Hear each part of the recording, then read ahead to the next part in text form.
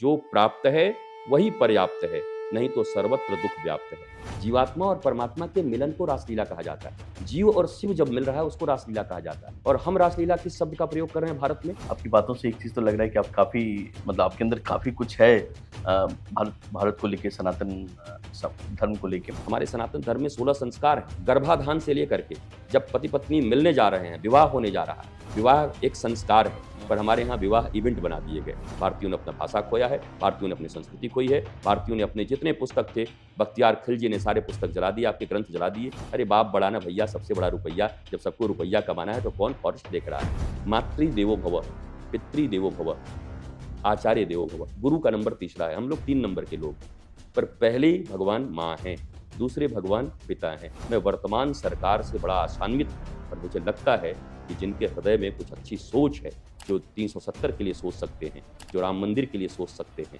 जो 3 तलाक के लिए सोच सकते हैं, जो एक कानून के लिए सोच सकते हैं, वही शायद इस शिक्षा व्यवस्था के विषय में भी सोच सकते हैं, क्योंकि उनकी नीयत ठीक दिखाई पड़ रही है।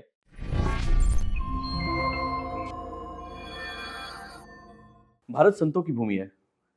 यहाँ वक्त वक्त पे कई संतों ने जन्म लिया और उन्होंने हमें धर्म का और जीवन जीने की कला सिखाई। आज हम वृंदावन में हैं और ऐसे ही एक संत से मुखातिब हो रहे हैं जिन्होंने हमें इस काल में कैसे जिया जाए, कैसे जीविकोपार्जन किया जाए, किस रास्ते पे चला जाए, भक्ति को कैसे हासिल किया जाए, उसके बारे में कई बातें बताएं। आज हमारे साथ हैं परम श्रद्धेय गुरु श्री रितेश्वर जी महाराज। स्वागत है गुरु जी हमारे शो में। थैंक यू सो मच कि आपने अपना वक्त दिया और हमें पता चला कि आप थोड़े परेशान भी थे और फिर भी आपने वक्त दिया। तो मेरा पहला सवाल है, हो सकता है मेरे सवाल थोड़े आम आदमियों वाले हों और थोड़े उतने स्पिरिचुअल ना हो, बट जो आम आदमी की धारणा होती है महात्माओं के बारे में, साधुओं के बारे में, वैसे ही सवाल होंगे। तो मेरा पहला सवाल एक आया कि जो साधु होते हैं, हम लोगों ने सुना है कि वो तप करते हैं, एकांतवास में रहते हैं और आप तो काफ़ी लोगों के बीच में रहते हैं। तो कैसे सामंजस्य बनाते हैं? मतलब कहाँ एक तरफ तप, साधना, ध्यान, मेडिटेशन और एक तरफ लोगों के साथ इंटरेक्शन? एक धारणा है लोगों की कि साधु का अर्थ है वो या तो किसी नदी के तीर पर ही सारी उम्र बैठे रहें जी। या हिमालय की कंदराओं में बैठे रहें।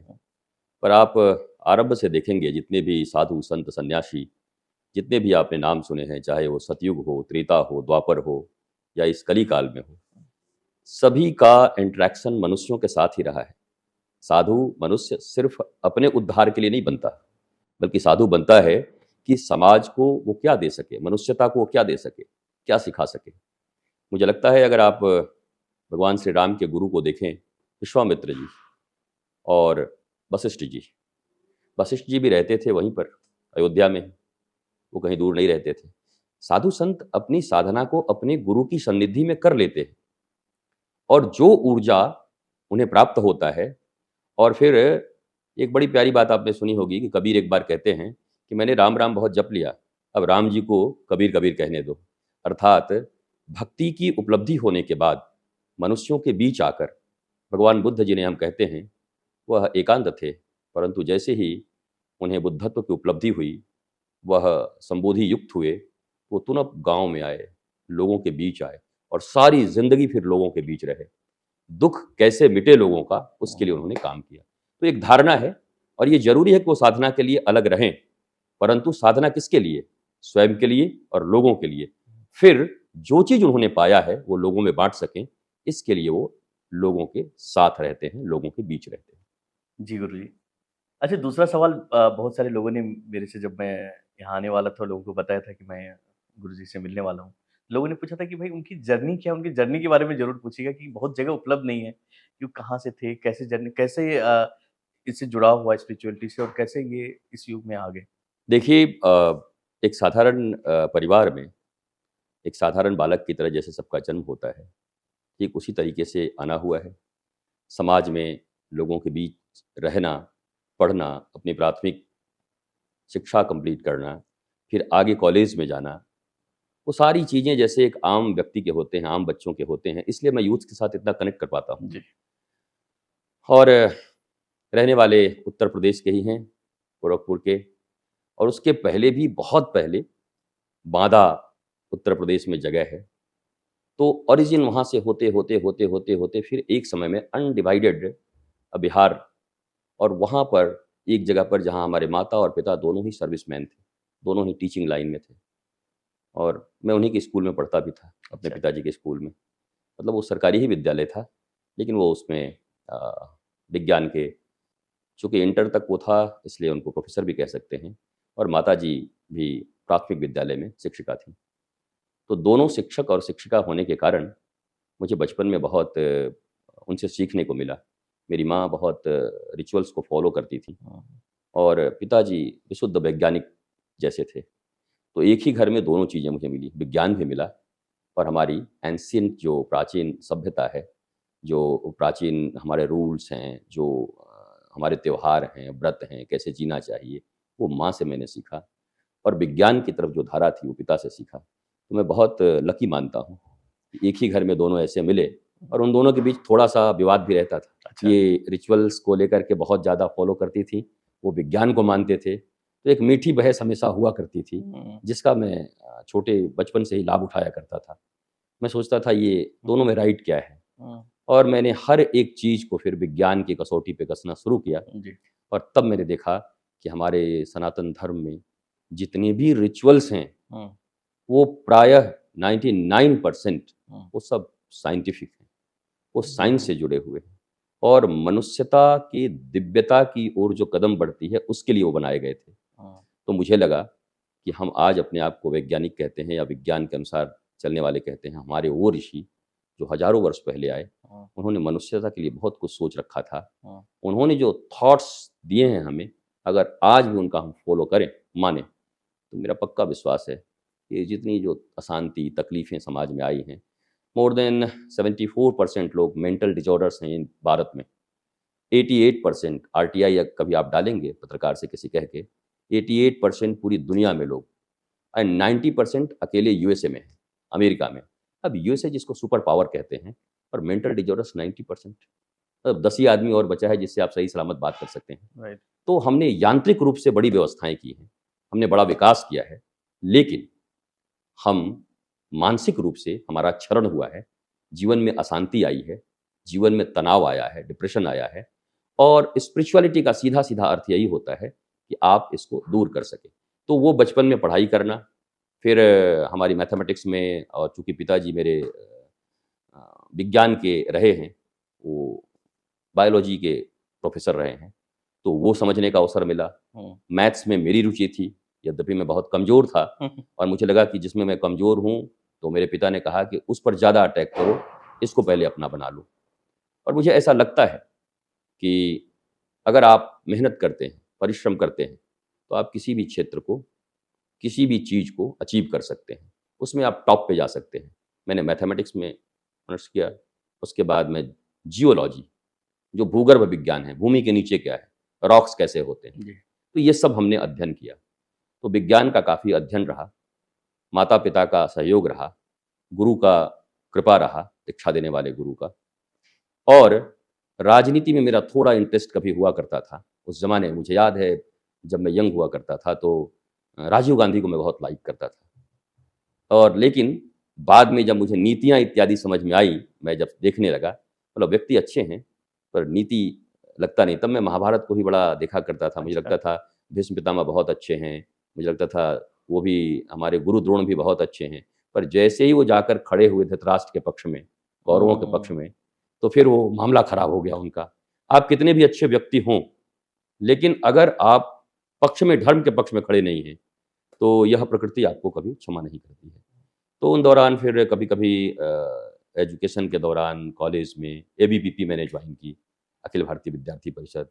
तो इधर हिंदुइज़्म की तरफ, सनातन की तरफ मेरा झुकाव रहा और फिर मुझे लगा कि यहाँ बड़े षड्यंत्र हैं, बड़ी कठिनाई है इस क्षेत्र में काम करना। मैं अपने भीतर सेल्फ रियलाइज़्ड पर्सन की तरह क्यों नहीं अपनों की भी खोज कर लेता हूँ, अपना भी डिस्कवर कर लेता हूँ और लोगों के लिए भी काम करता हूँ। ये मेरी फीलिंग थी भीतर की और फिर मुझे गुरु मिले, गुरु ने दीक्षा दी और बहुत ज़्यादा शास्त्र इत्यादि तो नहीं पढ़ाए गए, पर मेरा परम विश्वास है कि जैसे ठाकुर रामकृष्ण परमहंस ने विवेकानंद को छू कर कहा था कि आज मैं कंगाल हो गया और विवेकानंद ने कहा आपने मुझे क्या दे दिया कि कंगाल हो गए? बोला ये आपको बाद में पता चलेगा। और जब वो शिकागो में खड़े होकर के भाषण कर रहे थे, और जब उनसे पत्रकार ने पूछा कि आपके पीछे तो कोई और था, तो वो रोने लगे विवेकानंद और कहा कि मेरे गुरु ने मुझसे कहा था, मैं तो बिल्कुल कुछ बोल ही नहीं सकता था, मुझे पता हुआ कि उस दिन मुझे छू करके उन्होंने सारी चीज़ इम्पार्ट कर दी मेरे भीतर में। तो एक सद्गुरु चाहे तो अपने शिष्य को छू करके भी उसके भीतर में अपनी सारी परमाणु शक्ति को इम्पार्ट कर सकता है, इसको विज्ञान भी मानता है। तो मेरे ऊपर बहुत कृपा रही है, माता, पिता, गुरु और जो भी जन मिले, उनसे सीखने का प्रयत्न किया। मेरे जीवन में रिवेंज नहीं रहा, मेरे जीवन में कभी रिएक्शन नहीं दिए, मैं एक्शन में रहा। Don't be reactive, always be active. हमें एक्टिव होना चाहिए, रिएक्टिव होने से हम पीछे चले जाते हैं। तो यही जर्नी करीब करीब रहा है। और बाकी अभी तो मैं वृंदावन में हूँ, करीब 20 साल हो गए ऐसे रहते। अब यहाँ से पूरे देश में, विदेशों में जहाँ जा सकता हूँ जाता हूँ, लोगों से मिलता हूँ, लोग यहाँ आते हैं, उनसे जो चर्चा कर सकता हूँ करता हूँ। जी। तो आपकी बातों से 2-3 चीज़ें समझ में आई। एक तो स्पिरिचुअलिटी, रिचुअल्स और साइंस, 3 चीज़। तो अभी आजकल हम देख रहे हैं, चूँकि अभी डिजिटल एरा है और बहुत सारे कंटेंट रिचुअल्स को लेके बहुत सारे वायरल होते हैं। ऐसा करने से ऐसा होगा, ये पद्धति है, ये करना चाहिए। तो कहीं ऐसा नहीं लगता है आपको कि रिचुअल्स करने में कहीं हम स्पिरिचुअलिटी को छोड़ रहे हैं या भूल रहे हैं, या हम इतने इतने ना इन्वॉल्व हो जाए रिचुअल्स में कि क्या रिचुअल्स के थ्रू ही रास्ता है स्पिरिचुअलिटी का, या फिर स्पिरिचुअलिटी को दूसरे तरीकों से भी पाया जा सकता है? देखिए, आध्यात्मिक शब्द ही अपने आप में अपने अर्थ को बयान करता है। हाँ। आध्यात्म का अर्थ है अध्यंधन आत्मा। हमने अभी थोड़ी बहुत बॉडी की सिर्फ पढ़ाई की है। जो मेडिकल साइंस में डॉक्टर्स हैं, वो भी अगर आप उनसे पूछेंगे 3-4%, 5% शायद इटर्नल बॉडी के बारे में वो भी जानते होंगे, और उसी पर पूरा मेडिकल साइंस है। हाँ। तो जो अभी पूरे बॉडी के विषय में ही नहीं जान पाया, वो मन के विषय में कैसे जानेगा? हाँ। और इस बॉडी को पूरा कंट्रोल करती है मन। हाँ। इंद्रियां कुछ देखती हैं, आंखें देखती हैं, मन इच्छा व्यक्त करता है, मन ट्रांसफर करता है बुद्धि को, आई नीड दिस, तुम अरेंज करो कैसे भी। फिर बुद्धि अपना षड्यंत्र शुरू करता है, मुझे ये चाहिए। हाँ। इस बुद्धि के ऊपर अगर किसी व्यक्ति के ऊपर विजडम या आप कहें विवेक हो, हाँ। जिसको हम विवेक कहते हैं, जिसमें नीर चीर को अलग करने की क्षमता होती है, हाँ। शाश्वत और नश्वर, मोर्टल और इमोर्टल क्या है, कौन साथ रहने वाला है, कौन नहीं रहने वाला है, ये जानकारी जिसके जीवन में होती है, उसको विवेकवान पुरुष कहते हैं। तो विवेक के बिना हम पशुतुल्य हैं। और हर मनुष्य का जब जन्म होता है तो एक तरीके से मनुष्य में आया तो है, पर बुद्धि उसकी पशु की तरह ही है। जब उसको हम 16 संस्कारों से संस्कारित करते हैं, हमारे सनातन धर्म में 16 संस्कार हैं, गर्भाधान से लेकर के जब पति पत्नी मिलने जा रहे हैं, विवाह होने जा रहा है, विवाह एक संस्कार है, पर हमारे यहाँ विवाह इवेंट बना दिए गए। गर्भाधान एक संस्कार है जिसको हम यज्ञ मानते हैं, उसको भी हमने इवेंट बना दिया है। अब सब कुछ इवेंट बन गए। किसी चीज के पीछे छिपे साइंस से हमारा कोई मतलब नहीं है। हम रिचुअल्स के पीछे, और वो भी अंध रिचुअल्स जिनको हम जानते भी नहीं, उसके पीछे इतने दीवाने हो गए कि हमने कभी खोज का प्रयत्न ही नहीं किया, जानने का प्रयत्न ही नहीं किया। And everybody in this world, सभी लोग यही चाहते हैं, बाप बड़ा ना भैया, सबसे बड़ा रुपया। जो बता रहा है वो भी यही चाह रहा है, जो सुनने आया उसको भी वही चाहिए। तो कहते हैं अंधा गुरु बहरा चेला, मांगे गुड़ तो देवे ढेला। गुरु भी अंधा, चेला भी बहरा, इन दोनों में से किसी का मंगल हो नहीं सकता।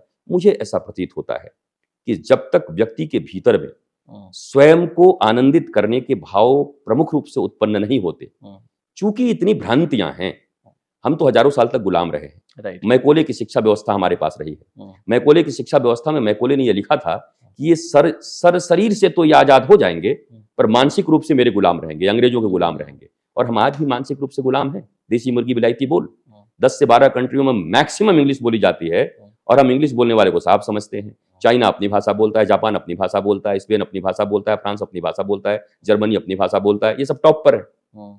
चाहे इनका इकोनॉमी देखो आप, चाहे इनकी लिटरेसी देखो, ये सब टॉप पर है।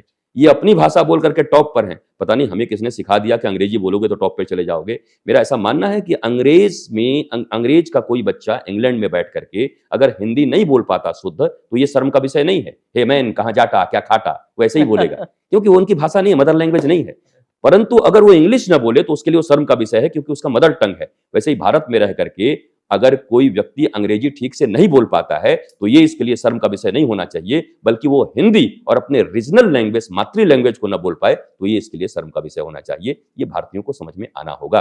भारतीयों ने अपनी लिपि खोई है, भारतीयों ने अपना भाषा खोया है, भारतीयों ने अपनी संस्कृति खोई है, भारतीयों ने अपने जितने पुस्तक थे, बख्तियार खिलजी ने सारे पुस्तक जला दिए, आपके ग्रंथ जला दिए 85,000 से ऊपर। उसके बाद आपके पास कोई ग्रंथ बचा नहीं। जो लोग सुने हुए कुछ सिद्ध लोग बचे हुए थे, उनके द्वारा यह समाज चल रहा है। मुझे ऐसा प्रतीत होता है कि जब तक अपनी भाषा और अपनी संस्कृति के प्रति किसी देश में जागरण नहीं होता, वह देश अमेरिका की तरह कितना भी ऊपर चला जाए इकोनॉमी में, पर वो भाग के फिर इसी वृंदावन में आएंगे और यहाँ साड़ियाँ पहन करके और धोती पहन के, हाथ में माला लेकर के, और 15 किलोमीटर वृंदावन की परिक्रमा करेंगे। सुबह 3 बजे उठ के हरे कृष्णा कृष्ण कृष्णा हरे हरे, हरे राम राम राम हरे हरे। हम भारतीय 9 बजे तक सोए रहते हैं, और वो जो लोग आए हैं विदेशों से, वो 3 बजे सुबह उठते हैं और वो ब्रह्म मुहूर्त में उठ करके स्पिरिचुअलिटी को फॉलो करते हैं।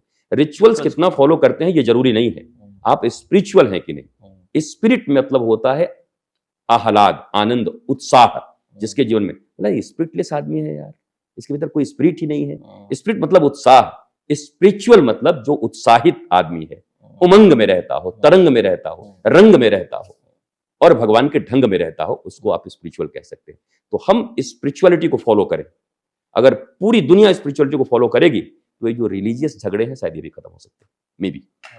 काफी डिटेल में आपने बताया। और एक सवाल हो रहा है मेरा इससे जुड़ा कि आप थोड़ा, आपको लगता है कि आपकी बातें एकदम टाइट, ज्यादा हिट करते हैं आप? मतलब बहुत सारे संत में देखता हूँ वो सॉफ्ट बोलते हैं और बहुत सारी संसारिक चीजों से उनका लेना देना नहीं होता है, बट मैं आपकी जितने भी वीडियो देख रहा था सब में आप डायरेक्ट हिट पे, चाहे वो पेरेंटिंग का इशू हो या कंट्री का इशू हो, लैंग्वेज को लेके हो, रिलीजन को लेके हो, आप काफी डायरेक्ट बात करते हैं। तो ये चेतना, वो कहीं राजनीति वाला जो जुड़ाव था आपका, कहीं वहां से तो नहीं आई, या फिर आप समाज को लेके हैं थोड़े से एग्री? मेरा ऐसा मानना है कि व्यक्ति को श्री कृष्ण को फॉलो करना चाहिए, और मैं श्री कृष्ण को पूरी तरीके से फॉलो करता हूँ। जब श्री कृष्ण को कोई चीज़ छुपाना होता था तो छुपा लेते थे, और जब श्री कृष्ण को कोई डंके की चोट पर बात बोलनी होती थी तो बोल लेते थे। उन्होंने ये सिखाया कि आपकी बातें सच या झूठ नहीं होती। What's your process, it's not important, what's your motive, it's more important. आपका मोटिव क्या है। बातें तो बड़ी अच्छी थी कर्ण की। कर्ण कहता था मेरे साथ मेरे बुरे समय में मित्रता निभाया है दुर्योधन, मैं कभी नहीं भूल सकता। भगवान ने कहा तेरे को पक्का मरवाऊंगा मैं, चिंता मत कर, क्योंकि तू दुर्योधन की मित्रता निभा रहा है। मित्रता धर्म के साथ हो सकती है, सच्चाई के साथ हो सकती है, ह्यूमैनिटी के साथ हो सकती है, डिविनिटी के साथ हो सकती है। ये किसी व्यक्ति के साथ मित्रता, और वो व्यक्ति अगर डिविनिटी के खिलाफ हो, ह्यूमैनिटी के खिलाफ हो। दुर्योधन केवल अपने परिवार के लिए, पांडव के लिए संकट नहीं था। अगर दुर्योधन जैसे लोग रह जाते तो जो अपने परिवार के बहू और बेटियों को नंगा कर सकते हैं, वो तो पूरी दुनिया में पता नहीं कितना अत्याचार करते। इसलिए परमात्मा श्री कृष्ण ने क्या किया, कहा देखो मैं धर्म स्थापना के लिए इस पृथ्वी पर आया हूं, धर्म संस्थापनार्थाय संभवामि युगे युगे। मेरा कंपल्सन किसी व्यक्ति के प्रति नहीं है, मेरा कंपल्सन धर्म के प्रति है। मैं धर्म की स्थापना करने आया हूं, और धर्म के स्थापना के मार्ग में अगर गुरु द्रोण भी खड़े होंगे तो उनको भी जाना होगा, और झूठ भी बुलवाऊंगा तो युधिष्ठिर से बुलवाऊंगा। युधिष्ठिर जो धर्मराज हैं कभी झूठ नहीं बोलते। अब भगवान ने कहा तेरे कोई झूठ बोलनी है जाके। युधिष्ठिर बोला मेरे क्यों, अर्जुन से बुलवा लो, मैं तो धर्मराज हूँ, थोड़ा मेरा एक स्टेटस बना हुआ है। भगवान ने कहा मैं यही लोगों को बताना चाहता हूँ कि बातें न सच होती हैं न झूठ होती हैं, बातें न धर्म होता है न अधर्म होता है।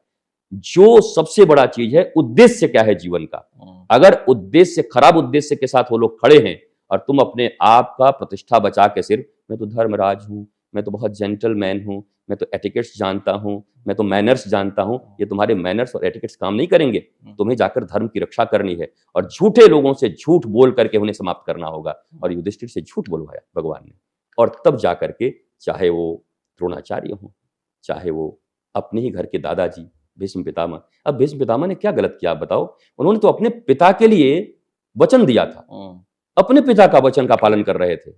लेकिन आप एक इंडिविजुअल अपने पिता के वचन के लिए पूरे राष्ट्र का नुकसान नहीं कर सकते, अधर्म के पक्ष में नहीं जा सकते।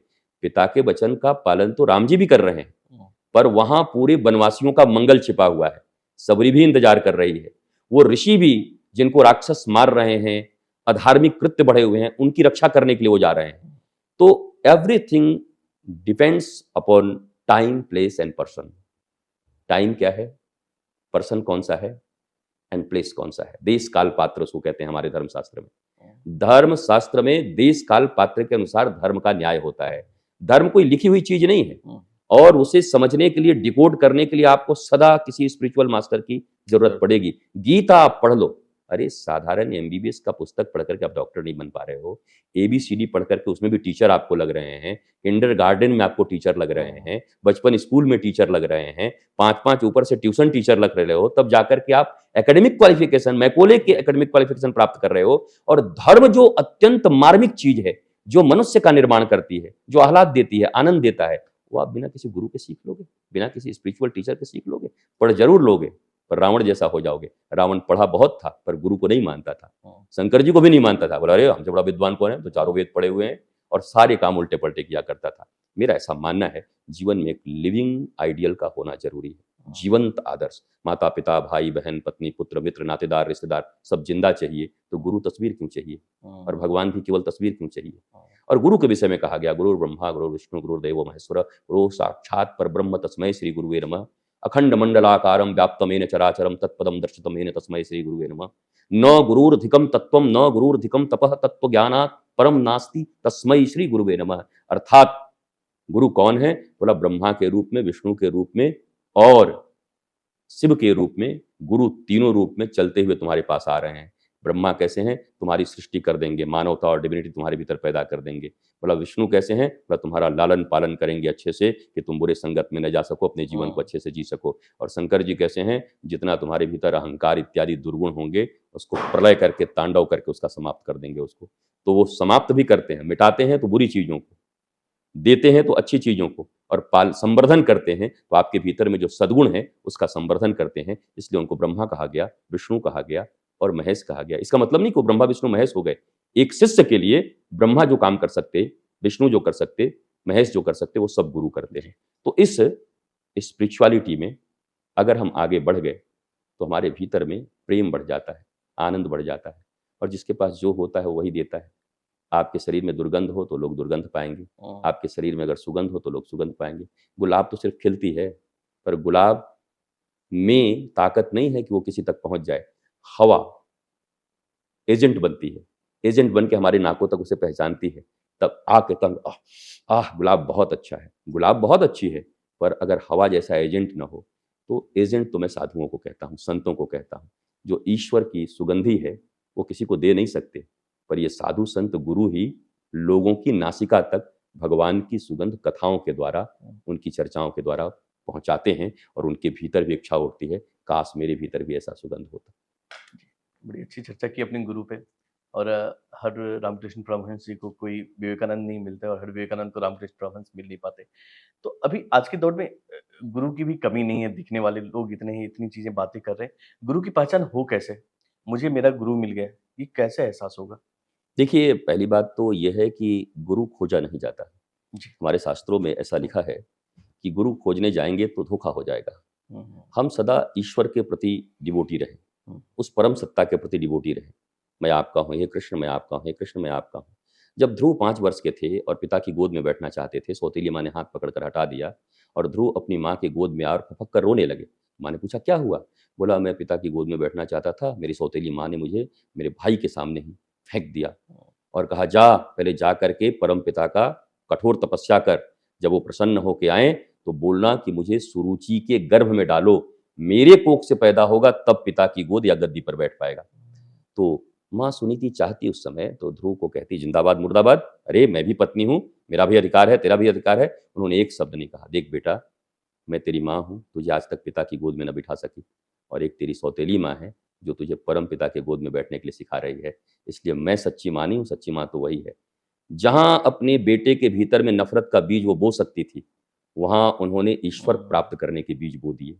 कि उन्होंने किस तरीके से कहा, हैटर्ड तरीके से कहा, कि बहुत लविंग एटीट्यूड में कहा, वो मत देखो, क्या कहा वो देखो। उन्होंने कहा है परम पिता प्राप्त करो, उनके प्राप्ति के बाद कुछ बाकी नहीं रह जाएगा। और ध्रुव जब चले तो भगवान ने कहा ये तो छोटा बच्चा है नारद जी, ये कैसे मुझे प्राप्त करेगा, इसको तो टेक्निक भी नहीं पता, कहाँ जाके पता नहीं क्या करेगा। आप गुरु बन करके जाइए, इसको दीक्षा दीजिए और मेरे मार्ग में लगाइए। जैसे ही ईश्वर के प्रति अनुराग उत्पन्न हुआ 5 वर्ष के ध्रुव में, वैसे ही भगवान ने एक सदगुरु उनके पास भेज दिया। मेरा ऐसा मानना है कि आपके हृदय में जिस दिन ईश्वर के प्रति अनुराग उत्पन्न हो जाएगा, ईश्वर ही कोई ना कोई सदगुरु आपके द्वार पर भेज देंगे। हम 5वीं क्लास में पढ़ते हैं और पीजी के स्टूडेंट की कॉपी का जांच हम नहीं कर सकते। तो वैसे ही अगर हम इस स्थिति में, तो हम गुरु पहचानेंगे कैसे? हम अपने जैसे दोस्त बना सकते हैं किसी को, और ऐसे दोस्त कि हम तो डूबेंगे सनम, तुमको भी ले डूबेंगे, दोनों ही डूब जाते हैं। पर गुरु तो स्वयं आएंगे आपके पास अगर आपकी नीड है। प्रकृति हर एक चीज सुनती है, आपकी एक एक आवाज सुनती है। आरती शब्द एक है ना, आरती अग्नि जला के करते हैं। आरती शब्द का अर्थ होता है सही में आर्त हृदय से पुकारना, खूब आर्त होके, हे नाथ, रोम रोम जब पुकारे उसको। भीतर जल रहा हो कुछ, बाहर जल रहा है, ये प्रतीक है, जरूर करना चाहिए, पर अब केवल बाहर ही जल रहे हैं, भीतर कुछ जल नहीं रहा। भीतर जब तक नहीं जलता अनुराग का लौ, तब तक बाहर की आरतियां बहुत कुछ बना नहीं सकती। और अगर भीतर जल गया तो ये प्रतीक मात्र से परमात्मा किसी दिन प्रकट होकर के आपके पास आ सकता है। ऐसी मेरी मान्यता नहीं, ये भी साइंटिफिक है। कोई करे तो फिर माने, हम करते हैं नहीं और गाली देना शुरू कर देते हैं। आप देखेंगे हिस्ट्री पढ़ करके लोग स्पिरिचुअलिटी को गाली दे रहे हैं। कोई कुछ पढ़ के मैथमेटिक्स पढ़ के आया है और बोला ए सब पाखंड है, धर्म फर्म कुछ नहीं होता। भैया पढ़ तो लो, मैथमेटिक्स के सूत्र के बारे में अगर हिस्ट्री पढ़ा हुआ आदमी गाली दे तो कोई मानेगा? ईएनटी का डॉक्टर अगर हड्डी का इलाज करने लगे तो कोई कराएगा? नहीं कराएगा। जिस विषय में आपकी निष्णातता नहीं है, जिस विषय में आप स्पेसिफिक रूप से अध्ययन नहीं किया आपने, आप उस विषय में कैसे बोल सकते हैं? ये तो गलत है, ये तो समाज को विभ्रांत करना है। पान की दुकान पर खड़े होकर के हम धर्म की चर्चा कर रहे हैं, इट्स नॉट पॉसिबल। धर्म की चर्चा किसी गुरुकुल में गुरु सामने बैठे हों और उपनिषद की चर्चा कर रहे हों, वहां से आप सीख कर निकले हो तो धर्म की बात कर सकते हैं। मुझे लगता है हर व्यक्ति उचित शिक्षा न पाकर, न सीख कर बस राय व्यक्त कर रहा है, और भारत को इसमें महारत हासिल है। भारत में तो राय देना बड़ा आसान है, आप कहीं खड़े हो जाओ और राम जी के ऊपर राय दे देंगे, पत्नी नहीं छोड़ना चाहिए था, बहुत गलत किया उन्होंने, ये ठीक नहीं है। तो बड़े बड़े राय हैं लोगों के। पर आपको किसी धार्मिक, और धार्मिक नहीं कहूंगा, स्पिरिचुअल मास्टर, रिलीजियस मास्टर और स्पिरिचुअल मास्टर में बहुत अंतर होता है। रिलीजियस बहुत लोग हैं दुनिया में, स्पिरिचुअलिटी कम हो गई है। We need spirituality. हमें स्पिरिचुअल होना होगा, आध्यात्मिक होना होगा। जिस रास्ते से तू निकले वो फूलों से भर जाए, तेरे पैर की कोमलाहट सोते भाग्य जगाए। आप वैसा बन जाएंगे तो जिधर जाएंगे उधर लोगों को आनंद मिलना शुरू हो जाएगा, बुद्ध की तरह, राम की तरह, कृष्ण की तरह, ऋषियों की तरह। मैंने काफ़ी वीडियो आपके देखे, उसमें पेरेंटिंग को लेके आपने काफ़ी कुछ बोला भी है कि कैसी पेरेंटिंग होनी चाहिए। पेरेंटिंग क्यों ज़रूरी है इतना, जिस पे आप जोर देते हैं? ये कितना ज़रूरी है बच्चों के लिए कि एक नो डाउट माँ-बाप से ही संस्कार मिलते हैं, बट चूँकि आज भाग-दौड़ में बहुत सारे लोग टाइम नहीं दे पाते बच्चों को, तो आप इसको किस तरह से देखते हैं और कितना ज़रूरी मानते हैं कि पेरेंटिंग अच्छी होनी चाहिए एक बच्चे की? मैंने अपनी माँ के साथ एक फिल्म देखी थी, छोटा था, जी। उसका नाम था नया दौर। यूसुफ खान और दिलीप कुमार की वो पिक्चर थी। तो उसमें देखा था कि पहले बग्घी से वो एक दूसरी जगह ले जाते हैं, वो गाड़ी वाले होते हैं। बाद में एक मोटर आ जाता है, उसी गांव का एक बड़ा आदमी बोला मोटर से जाएंगे। 5 घंटे में जो यात्राएं तय की जाती थी वो अब 1 घंटे में यात्रा तय हो जाती थी। तो लोगों ने कहा कि अब तो हमारे पास समय ही समय होगा, हम लोग अच्छा काम करेंगे। और तब से मैं देख रहा हूँ रोज नए नए इन्वेंशन हो रहे हैं। तो मुझे ऐसा लग रहा है कि कोई काम करने की जरूरत नहीं, सब कुछ आपके किचन में बटन दबा दो, वो तो रोबोट आके मुंह में खाना डाल देगा, और दांत न चले तो ऐसे से दबा देगा दांत को भी, शायद आपको चबाने में भी मदद कर दे। इतना इन्वेंशन हो गया, और इतने इन्वेंशन के बाद किसी व्यक्ति से पूछो तो कहता है मरने का भी फुर्सत नहीं है। हालांकि मरने का जब समय आएगा तो यमराज थोड़ी फुर्सत पूछने आएंगे, वो तो रात में भी उठा के ले जाएंगे। पर व्यक्ति कह रहा है मरने का फुर्सत नहीं है। मैं कह रहा हूं इतने इन्वेंशन हो रहा है तो टाइम बढ़ना चाहिए मनुष्य के पास, शांति बढ़नी चाहिए, सुकून बढ़ना चाहिए, आनंद बढ़ना चाहिए। जे कृष्णमूर्ति से किसी ने पूछा था कि आप विकास से सहमत हैं? बोला कैसा विकास? ये जो एक्सटर्नल विकास तुम बात करते हो, मनुष्य के भीतर में कोई शांति आई क्या? उसके भीतर में अनुराग उत्पन्न हुआ, प्रेम से भर रहा है, वो आह्लादित है, अब वो बेचैन नहीं है।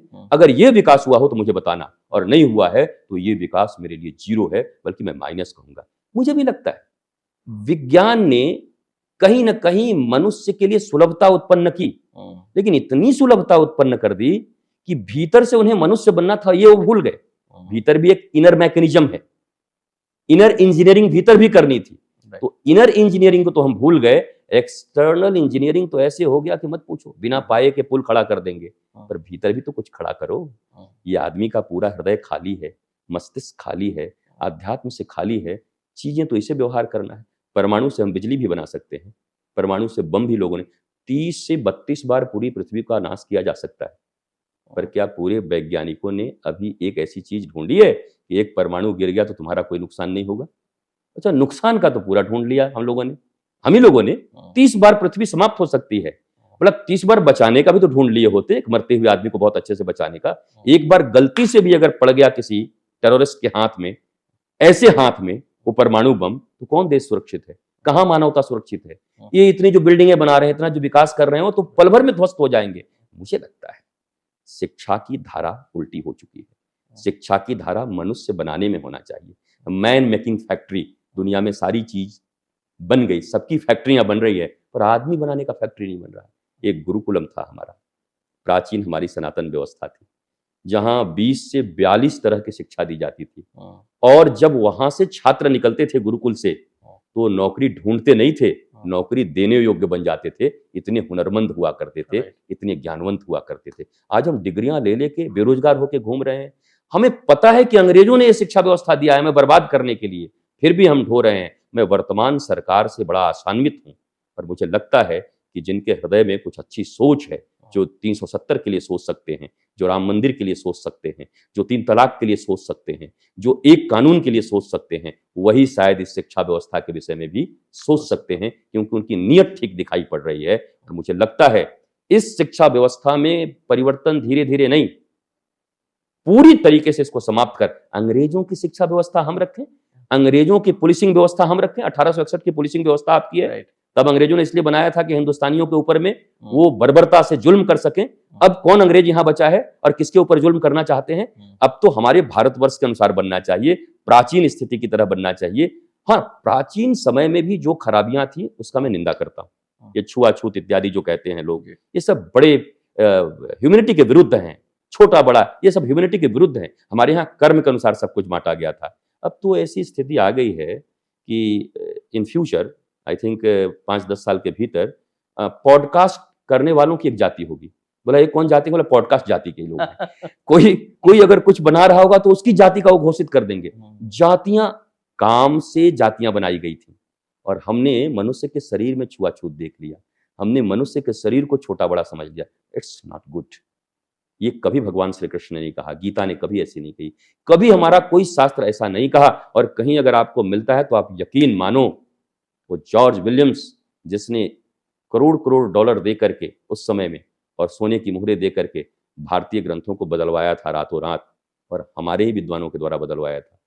क्योंकि आईएसआई को आज भी कुछ कागजात उपलब्ध होते हैं, तो हो सकता है कोई हमारा ही व्यक्ति, बड़ा रिलायबल व्यक्ति दे देता है करोड़ों रुपए के। उस समय भी लोभ था, लालच था, लोगों ने चीज बदल दी है। हमारा धर्म कहने का मतलब हिंदू धर्म नहीं कह रहा हूं मैं किसी धर्म की बात नहीं कर रहा हूं, क्योंकि हमारे यहाँ जो घोषणा की गई, धर्म की जय हो, किसी धर्म का नाम नहीं लिया गया। अधर्म का नाश हो, प्राणियों में सद्भावना हो, विश्व का कल्याण हो, धर्म की जय हो। धर्म अपने आप में समग्र है, उसके साथ किसी चीज को लगाने की जरूरत नहीं है। और मैं समझता हूं धर्म एक ही था, एक ही है और एक ही रहेगा, और वो सनातन। सनातन क्यों कह रहा हूं? सनातन का अर्थ ऐसा होता है जो था, है और रहेगा, उसको ही सनातन कहते हैं। बाकी मत हो सकते हैं, नाना मुनि नाना मत, लाखों लोगों के अपने अपने मत हो सकते हैं। आप भी एक मत चला सकते हैं, आप जब चाहें अपना एक्सेप्ट बना सकते हैं कि मैं इस दृष्टि से भगवान को प्राप्त करना चाहता हूं, और ये हम लोगों का अब धर्म बन गया। हम लोगों का मजहब और धर्म में अंतर तो समझें, और फिर धर्म और स्पिरिचुअलिटी में अंतर तो समझें।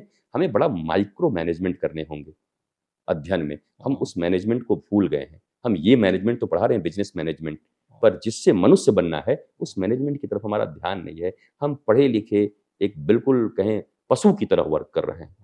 ह्यूमैनिटी हमारे भीतर में नहीं है, मानवता हमारे भीतर में नहीं है। जो माँ बाप पैदा कर रहे हैं वही अपने बच्चे को भेज दे रहे हैं। और आपके मुंबई में ही हमने सुना था बहुत पहले, वो 3 महीने से एक महिला सड़क के मर गई, तब उसके बेटे को पता चला अमेरिका में कि हमारी माँ मर चुकी है। बताओ, जिसको जन्म दिया, जिसको पढ़ाया, जिसके ऊपर इतने खर्च किए, इसलिए ना कि एक साथ एक सभी परिवार मिलकर के हंसे खेले आनंद लें। 70-80 साल की जिंदगी है, काका जी रहें, दादाजी रहें, माता जी रहें, छोटे छोटे बच्चे रहें, आपने इतना। अब तो ऐसा लगता है कभी कभी प्रकाश जी कि पति पत्नी भी साथ रहते हैं तो कहते हैं कि हमारी ज्वाइंट फैमिली है, क्योंकि इसकी संभावना बहुत कम रह गई। वो 2 ही लोग ज्वाइंट फैमिली बन जा रहे हैं। ज्वाइंट फैमिली का अर्थ दूसरा था। हमारी भारतीय प्राचीन अगर व्यवस्था को फिर से अपनाया जाता है तो ये जितनी दुर्भिक्ष स्थितियां आप देख रहे हैं वो सब दूर हो जाएंगी। मुझे पता है मुझे आपके प्रश्न के छोटे छोटे जवाब देने चाहिए, पर मैं इतनी स्पीड में वंदे भारत की तरह इसलिए जवाब दे रहा हूं कि मैं अधिक से अधिक चीज लोगों तक पहुंचा देना चाहता हूं कि कहीं उनका कंफ्यूजन न रह जाए। कहीं हम टाइम शॉर्ट होने के कारण कहीं वो सारी चीज़ें उन तक न राइट। पहुँच पाएँ। मेरा ऐसा मानना है, उन्हें प्राचीन चीज़ों को अपनाना चाहिए पुनः, एंड जो अभी एडवांस चीज़ें हैं, उन दोनों को मिक्स करना चाहिए। मैं एक सनातन विश्वविद्यालय का निर्माण के लिए मैंने कदम बढ़ा लिया है। 1000 एकड़ भूमि में पूरी दुनिया का सबसे बड़ा यूनिवर्सिटी होगा वो। हमारी चर्चाएँ हो गई हैं, उपलब्ध हो गया सारी चीज़। वहाँ क्या होगा? वो हमारी प्राचीन सनातन गुरुकुलम की सारी व्यवस्था होगी, और अभी कंप्यूटर साइंस से लेकर आर्टिफिशियल इंटेलिजेंस तक उसमें सम्मिलित होगा। उन दोनों के फ्यूजन से एक विद्या पद्धति का हम निर्माण करेंगे, एजुकेशनल सिस्टम, और वो मनुष्य को मनुष्य भी बनाएगा एंड एडवांस भी बनाएगा। एडवांस का अर्थ लोग समझते हैं फटी जीन्स पहनना। एडवांस का अर्थ समझते हैं ऐसे छील लिया, कान छील लिया, दी छील लिया, ऐसे कर लिया, बाल स्पाइस की तरह खड़े कर लिए, उसको कूल कहते हैं। कूल वो नहीं है। कूल वो है जो हर अवस्था में श्री कृष्ण की तरह मुस्कुरा रहा हो। 23 करोड़ की सेना भी मथुरा में अगर आक्रमण कर रही है, तब भी श्री कृष्ण मुस्कुरा रहे हैं। श्री कृष्ण मतलब भगवान राम को जंगल भेजा जा रहा है, तब भी भगवान राम मुस्कुरा रहे हैं। सबरी से मिलूंगा, इनसे मिलूंगा, हनुमान जी से मेरी मुलाकात होगी, उनकी वो खुशी है। तो हर अवस्था में जो स्माइल भीतर से दे सके, ऊपर से नहीं। ऊपर की स्माइल तो एयर होस्टेस की है, 1 घंटे की होती है, पर भीतर की स्माइल श्री कृष्ण की होती है, जो ऑलवेज के लिए होती है। मुझे लगता है ऑलवेज स्माइल की जरूरत है मनुष्यता को, और वो सनातन संस्कृति के द्वारा ही संभव हो सकता है। वो विश्वविद्यालय बनेगा तो वहां से बच्चे, मैंने कहा ना मैन मेकिंग फैक्ट्री, वो मैन मेकिंग फैक्ट्री होगी, जहां टिका रख करके, सिखा रख करके, तिलक लगा करके भी लोग होंगे, और कंप्यूटर साइंस के इतने बड़े इंजीनियर होंगे, वो वैज्ञानिक होंगे कि बटन छूते ही मानो आप क्या क्या देख सकते हैं। दोनों विधा उनमें होगी। वो निकलेगा व्यक्तित्व निर्माण की प्रक्रिया, जहां व्यक्ति भीतर से भी मजबूत होगा और बाहर से भी मजबूत होगा। अभी आपकी हालत क्या है, हमारी हालत? ऊपर से चकाचक, भीतर सफाचक, अंदर सब डिस्टर्ब है, बाहर चकाचक स्थिति बनती जा रही बिलबोर्ड्स पे। इसे चेंज करना होगा। अभी आपने जो बोला कि टीका लगा के और शिखा रख के लोग करेंगे, तो आज के दौर में लोग ये करने से शर्माते हैं। अगर कोई एक आदमी ऑफिस जाए और टीका लगा के जाए तो उनको शर्म आती है करने में। तो नो डाउट आपने बोला और इतनी इतनी सारी चीज़ें जानकारी दी कि आप इस पद्धति में चेंज भी करने वाले हैं। मेरा एक सवाल और था कि जैसे आपने बताया कि श्री कृष्ण की तरह आपको मुस्कुराते रहना है। आज के दौर में हम जानते हैं कि कितना डिप्रेशन है, लोग कितने तनाव में रहते हैं, हमेशा एक भाग-दौड़ में हैं। तो लोग एक इस डिप्रेशन से कैसे निकले? कैसे एक श्री कृष्ण की तरह हर वक़्त मुस्कुराते रहें? लगता है ये संभव है? 100% संभव है। पहले जैसी मानवता थी, आज भी हो सकती है। सूर्य की तरफ पीठ करके कोई अपनी परछाई को पकड़ना चाहे, तो परछाई भागता जाएगा, वो भी भागेगा, परछाई भी एक कदम आगे भागेगी। पर जैसे ही रुकेगा और सूर्य की तरफ मुड़ेगा, अब परछाई उसके पीछे-पीछे आएगी। ये दुनिया छाया की तरह है। जिस सुख की आप बात कर रहे हो, छाया की तरह है। और सूर्य ज्ञान है हमारा, नॉलेज, ईश्वर, गुरु। हम ज्ञान के विरुद्ध खड़े हो गए हैं, नॉलेज के विरुद्ध खड़े हो गए हैं। ये नॉलेज 2 कौड़ी की है, जिसको हम नॉलेज पढ़ाई कहते हैं ना, ये तो इन्फॉर्मेशन है। गूगल के इन्फॉर्मेशन में और नॉलेज में बहुत अंतर है। नॉलेज है the beginning of real spiritualism is who am I, why I am here, what I am doing. 50 साल की उम्र में अगर हमको डिप्रेशन मिला है, तो हमने 50 साल क्या किए? हमारा हमारा चलना कहीं रॉन्ग दिशा में तो नहीं था। और 50 साल में भी अगर नहीं सोच रहे हैं, तब तो जाने का समय आ जाएगा कुछ दिन के बाद। मुझे लगता है डिप्रेशन अगर कंटिन्यू कर रहा है, तनाव कंटिन्यू कर रहा है, तो हमें जांचना चाहिए कि मैं चल तो ठीक रहा हूँ, स्पीड तो ठीक है, लगता है डायरेक्शन गड़बड़ हो गया जंगल में। मुझे लगता है किसी ने एरो मोड़ दिया था और मैं फंस गया। अब मैंने एक फिल्म देखी थी अभी फिलहाल में, वो एरो मोड़ देते हैं, बेचारा जाके फंस जाता है कहीं जंगल में जाकर के। वो नाम क्या था मुझे याद नहीं आता। मुझे लगता है एरो को लोगों ने मोड़ दिया। किसने? जिन्होंने 1000 वर्ष तक हमें गुलाम रखा, उन्होंने जानबूझ के एरो मोड़ दिया, और हम अंधों की तरफ फॉलो करते जा रहे हैं, और सब भेड़ की तरह डूबते जा रहे हैं जाके उस अंधे कुएं में। कोई तो आए, कोई तो रोके। श्री कृष्ण की तरह 8-9 साल की उम्र में कोई तो ये कह सके कि इंद्र को तो हमने देखा नहीं है, अगर पूजा करना है तो गिरिराज जी की पूजा करो, इसके नीचे हमारी गैयां चरती हैं, घास खाती हैं, ये हमको झरना से जल देता है, गिरिराज जी हमारी रक्षा करते हैं। मैं जानता हूं गिरिराज जी भगवान के रूप में आए, चलो गिरिराज जी की पूजा करते हैं। 5000 5,500 साल पहले इतनी बड़ी क्रांतिकारी बात करने वाला वो धर्म का ही श्री कृष्ण ही है। और 9 साल के बच्चे ने कहा और पूरा गांव सुन लिया, पूरी दुनिया सुन ली कि भैया प्रकृति की रक्षा करो। हमने पहले प्रकृति की रक्षा कैसे की? हमने कहा बाघ कौन है, शेर कौन है? बोला शेर पे माता सवार होती है। हमने सबको जोड़ा भगवान के साथ, श्रद्धा के साथ। आज हम बिस्लरी के बोतल ले लेके बैठे हुए हैं, एसी चला चला के, save tiger, save soil, save earth, save forest, save humanity. बच कुछ नहीं रहा है, केवल बिस्लरी जा रही है भीतर में, कुछ हो नहीं रहा है। क्यों? हमने श्रद्धा से जोड़ा था। 5 साल का 2 साल का बच्चा उठता था, हम क्या कहते थे? गंगा हमारी माँ है, जल वरुण देवता है, सूर्य भगवान है। हमारी श्रद्धा डेवलप अंदर से होती थी, इनर श्रद्धा थी। हम कभी बर्बाद नहीं कर सकते थे, हम कभी नदियों को दूषित नहीं कर सकते थे, हम कभी जंगल को नहीं। वन देवी हैं बेटा, ये इतने बड़े नानी दादी सिखाती थी, वन देवी हैं, वन देवी को कष्ट मत देना, वृक्षों के पास जाना, जरूरत हो तो प्रणाम करके पूछना कि मैं आपके पत्ते ले सकता हूं क्या, तुलसी के 2 पत्ते चाहिए, आप देंगी क्या, तुलसी माता को प्रणाम करके मांगना। वो रिचुअल्स थे, वो स्पिरिचुअलिटी थी, उसको हमने गायब कर दिया ये कह के कि भारत सपेरों और जादूगरों का देश है, और अब बिस्लरी के बोतल लेकर के हम अर्थ बचा रहे हैं, अब हम फॉरेस्ट बचा रहे हैं। अरे बाप बढ़ाना भैया, सबसे बड़ा रुपया, जब सबको रुपया कमाना है तो कौन फॉरेस्ट देख रहा है, कौन अर्थ देख रहा है? उसका तो ये है कि 20 बैंगलोर में भी मकान हो, न्यूयॉर्क में भी मकान हो, हर जगह उनके बड़े बड़े मकान हो, पता नहीं उस मकान में कौन रहेगा, एक परमाणु गिरेगा सारे मकान सहित ध्वस्त हो जाएंगे। तो ये प्रत्येक मनुष्य को सोचना है, और इसीलिए पेरेंटिंग के ऊपर हमला करता हूं मैं। आपने पूछा ना पेरेंटिंग के ऊपर हमला क्यों करते हैं? मातृ देवो भव, पितृ देवो भव, आचार्य देवो भव। गुरु का नंबर तीसरा है, हम लोग 3 नंबर के लोग हैं, पर पहले ही भगवान माँ हैं, दूसरे भगवान पिता हैं। मैंने आपको कहा ना, मेरी माँ रिचुअल्स को फॉलो करती, मुझे सिखाती चीटी पे पाँव मत रखना, गलत चीज को छूना मत, किसी का सामान मत लेना।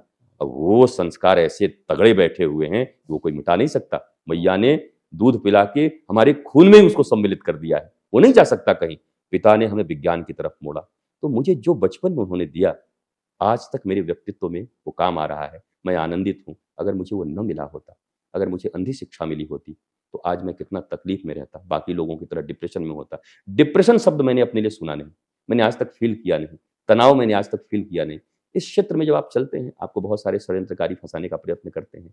ये ऐसा क्षेत्र है कि आप अगर राष्ट्र की सेवा करें तब भी षड्यंत्र लोग करेंगे, ऐसी चीजें होती रहती हैं। लेकिन मेरे जीवन में कभी तनाव नहीं होता, क्योंकि मैं अपने जीवन के हर क्षण को अंतिम क्षण मानता हूँ, और मुझे लगता है इस क्षण मुझे ईमानदारी से जीना है और ठाकुर के लिए जीना है। तो इस क्षण तो जी रहा हूँ ईमानदारी से, अब अगले क्षण उनको बुलाना होगा तो बुला लेंगे, अगले क्षण उनको क्या करना होगा वो समझेंगे, नाम करें बदनाम करें, वो उनका काम है। लेकिन मैं हर क्षण को अंतिम क्षण मान करके ठाकुर जी की सेवा में लगा रहता हूँ, और मुझे लगता है कि जितना जी लिया एनफ है। इसके आगे जो एक्सटेंशन लाइफ मिलेगी, उसमें और जो बेहतर कर सकता हूँ वो करूंगा। तो संतुष्ट आदमी को होना चाहिए, जो प्राप्त है वही पर्याप्त है, नहीं तो सर्वत्र दुख व्याप्त है।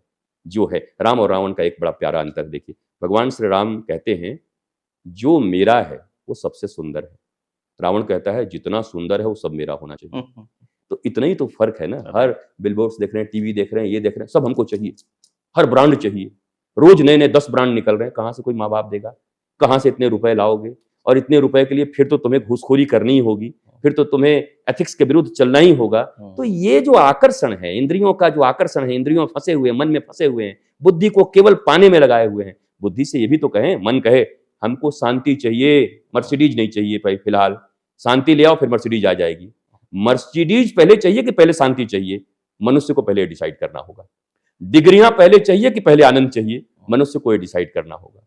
आपको बाहर का शो ऑफ चाहिए या आपको भीतर की परम शांति चाहिए, से चैन से बैठे हुए हैं और प्रकाश जी कैसे हैं, आनंदित हैं, ये चाहिए आपको कि एकदम धक धक भीतर से हो रहे हैं, तकलीफ में हैं, और बाहर हमारा भूमिका बना रहना चाहिए, भौकाल, बनारस में बोलते हैं कि भौकाल बना रहना चाहिए। तो ये भौकाल के लिए लोग जी रहे हैं, शो ऑफ के लिए जी रहे हैं, और शो ऑफ के लिए जीने वाले लोग कभी भी चैन से नहीं जी सकते।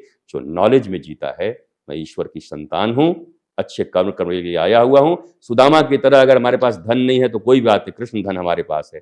ये भावना जिनके भीतर होगी वही मनुष्य हो सकते हैं, और वही मनुष्यता को सेव कर सकते हैं। बिना बिस्लरी के, नदियों का जल पी के वो सेव कर सकते हैं। तो आई थिंक इस दिशा में हमें चलने की जरूरत है। मैं उन पर हमला नहीं कर रहा हूँ, बिस्लेरी वाले मेरे ऊपर पीछे न पड़ जाएं, या ये जो करते हैं सेमिनार कहेंगे बड़े बेकार। मैं कह रहा हूँ आप भी थॉट प्रोसेस आगे लाइए, इससे नहीं सुधर रहा है।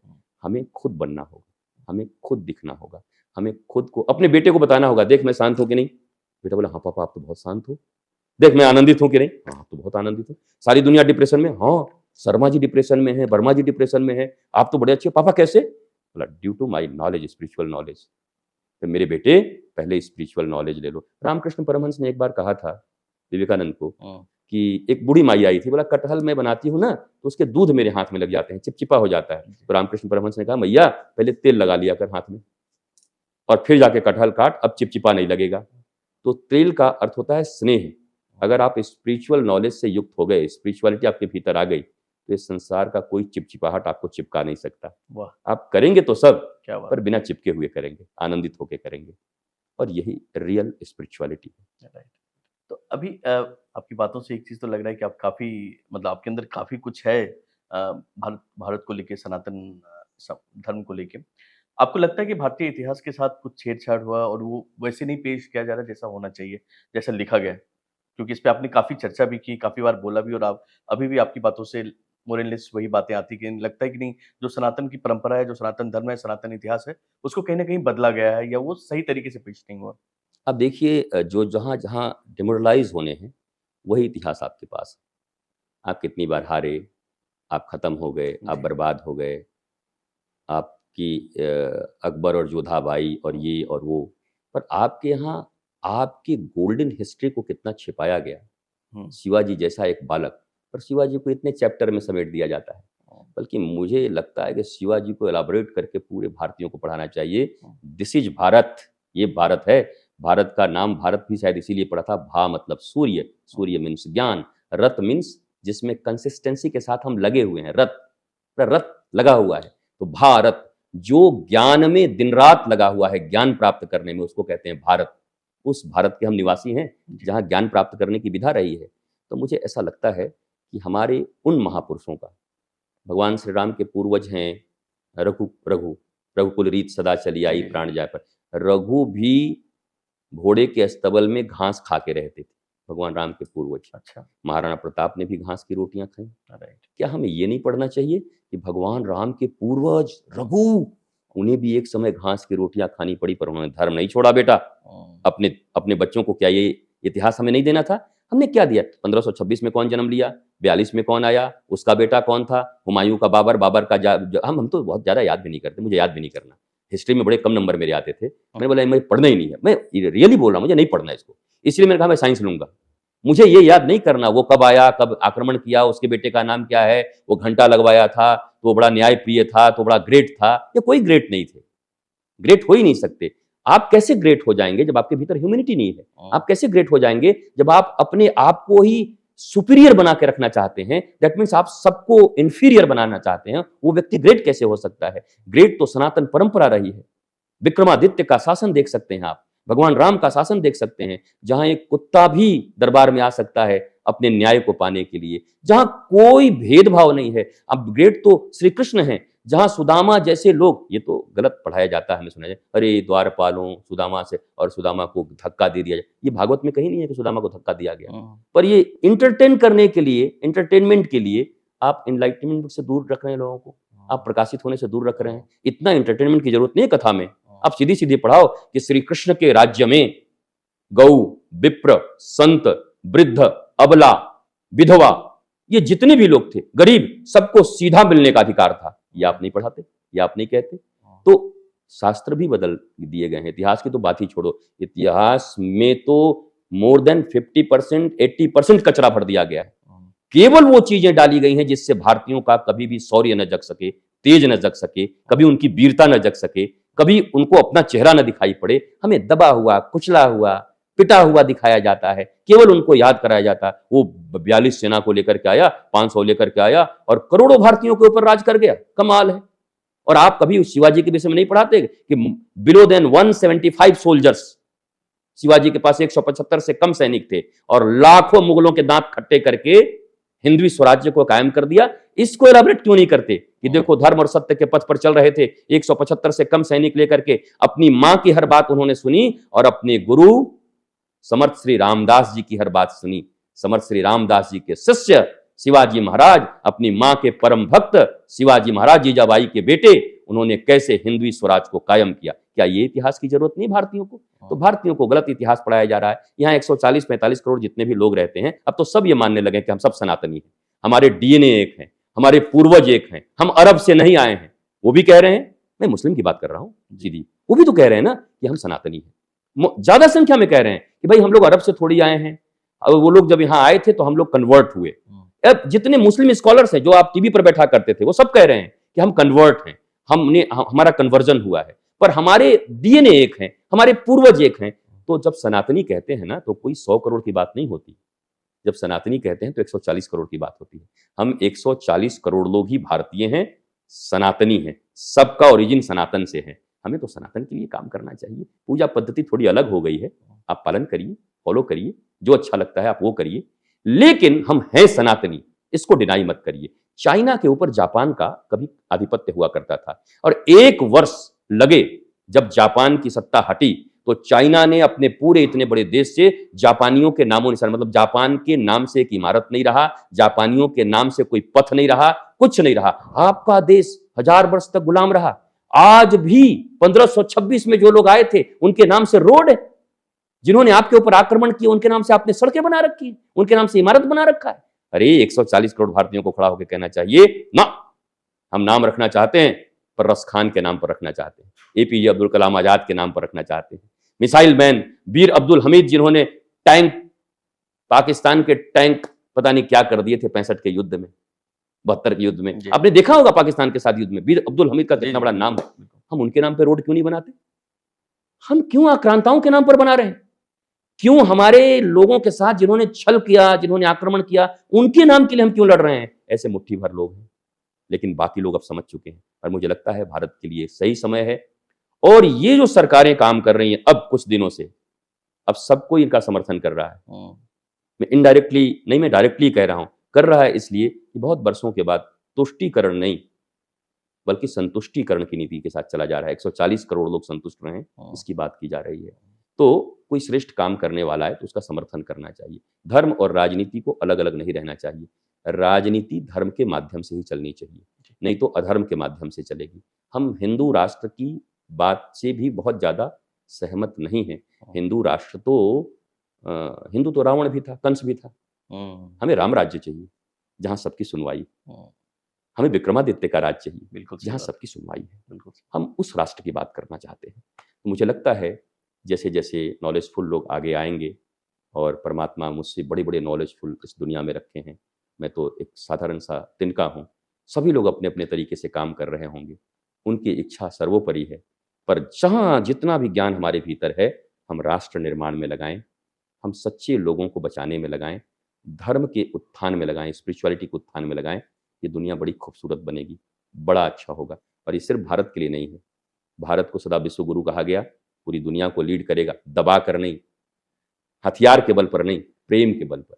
है प्रीत जहां की रीत सदा, मैं गीत वही दोहराता हूँ, भारत का रहने वाला हूँ, भारत की बात सुनाता हूँ।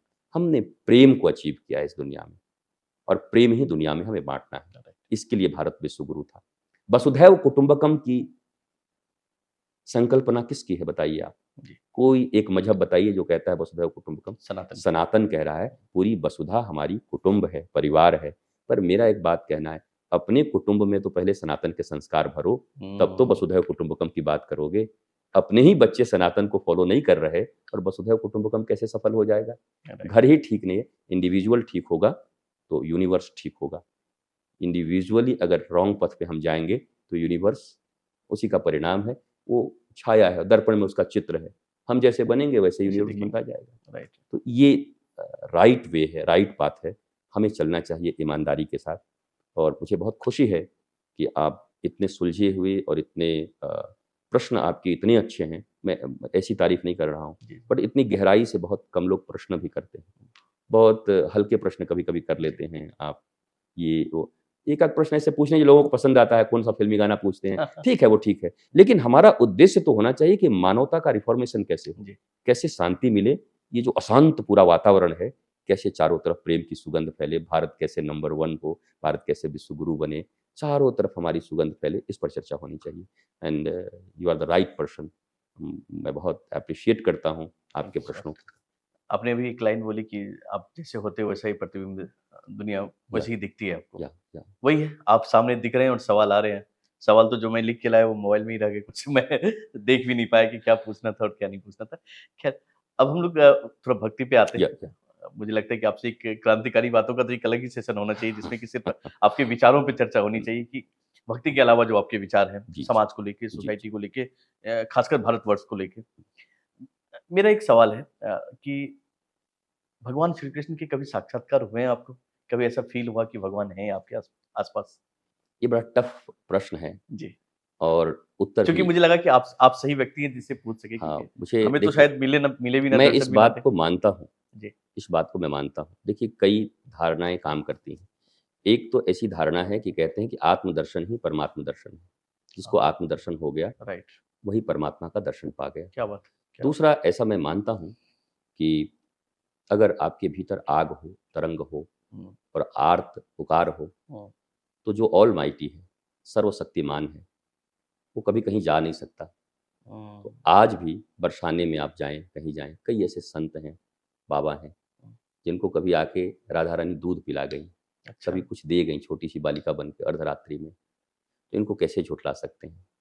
अब मेरे लिए विशेषकर मैं ये कह सकता हूँ कि अध्यात्म में अगर कभी ईश दर्शन हुआ है, हम्म, अनुभूति हुई है, तो उसको शेयर नहीं करते हम्म, कि गोपायति श्री कृष्ण प्रेम इति गोपी। गोपी कौन है? जो अपने कृष्ण प्रेम को छुपा जाती हो, वाह पी जाती हो भीतर में। वाह।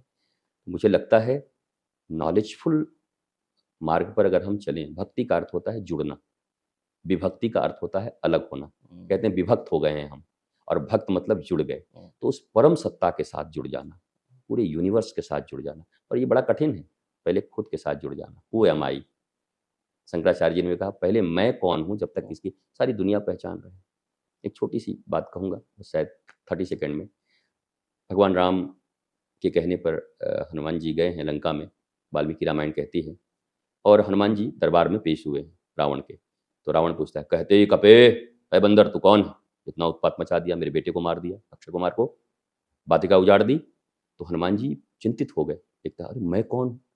राम जी के विषय में पूछता तो बताता, मैंने तो कभी सोचा नहीं मैं कौन हूँ। तो माता ने उनको एक चूड़ामणि दी थी कि राम जी को दिखाना तो विश्वास करेंगे कि तुम मिले हो। तो चूड़ामणि से पूछते हैं ऐसे करके, माँ मैं तो फंस गया। माँ ने कहा, राम जी का दूत है, बड़ी बदनामी हो जाएगी, रावण विद्वान है, जवाब दे। बोला, मुझे तो आता ही नहीं। तो बोला, मैं गुरु बन जाऊं? बोला, हाँ आप गुरु बन के मुझे, मैं आपको गुरु मानता हूँ। तो माता सीता ने उनको प्रबोध दिया, और तब हनुमान जी ने कहा, दासोहम कौशलेंद्रश्च, मैं दास हूँ कौशलेंद्र भगवान श्री राम का।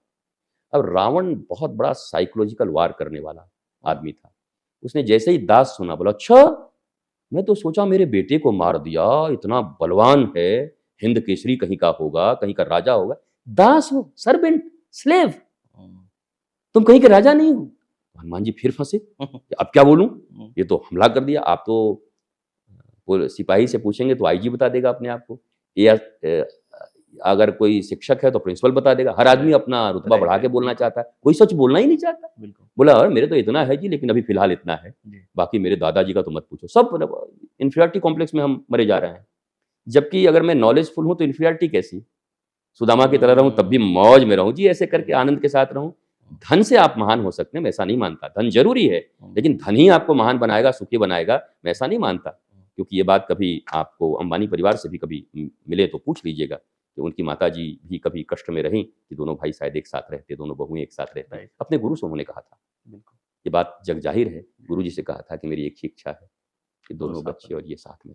तो धन तो वहां भी सुख नहीं दे पा रहा है, इतना धन होने के बाद भी। केवल धन कैसे सुख दे सकता है? इस बात को लोगों को बताना चाहिए, लोगों को समझना चाहिए। तब हनुमान जी ने फिर पूछा सीता जी से, तो सीता जी ने कहा, जवाब दो नहीं तो बदनामी होगी। अब हनुमान जी कहते हैं दोनों हाथ उठा करके, सुन रावण, तू काम का दास, तू चाम का दास, तू नाम का दास, तू दाम का दास, तुझसे तो अच्छा मैं श्री राम का दास। दासता तो तुझे करनी पड़ेगी, चाहे कामनाओं वासनाओं की करो, गुलामी तो तुम्हें करना पड़ेगा, चाहे संसार का करो, इसका करो, उसका करो, साहब का करो। तो मैंने बड़े साहब को चुन लिया है, मैं श्री राम का दास बन चुका हूं। और रावण तब जाकर के किम कर्तव्य विमूढ़ होकर देखा, और फिर विद्वान रावण के पास उत्तर नहीं था। तब बोला गया, ज्ञानी नाम अग्रगण्यम सकल गुण निधानम वानरा नाम अधीशम रघुपति प्रिय भक्तम वाता मजम नमामि। ज्ञानी नाम अग्रगण्यम, जय हनुमान ज्ञान गुण सागर। इसलिए वो ज्ञान गुण सागर हैं। उन्होंने अपनी आइडेंटिटी कैसी दी? मैं दास हूं, काम नाम चाम और दाम का नहीं, श्री राम का हूं।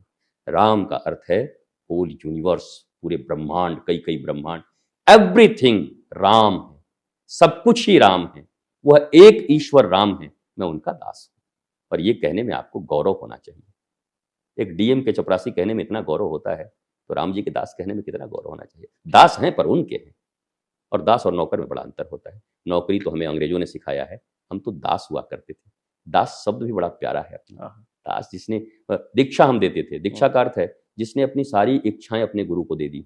हे गुरुदेव, मेरी इच्छाएं मुझे फंसा सकती हैं कहीं, जैसे एक बार नारद जी को फंसा रही थी, पर नारद जी तो बच गए क्योंकि प्रभु उनको बचा लिए। जी। तो मैंने आज से सारी इच्छा आपको दी, जो आप इच्छा प्रकट करोगे मैं वो करूंगा, और मुझे पक्का विश्वास है कि मेरा मंगल होगा और सबका मंगल होगा।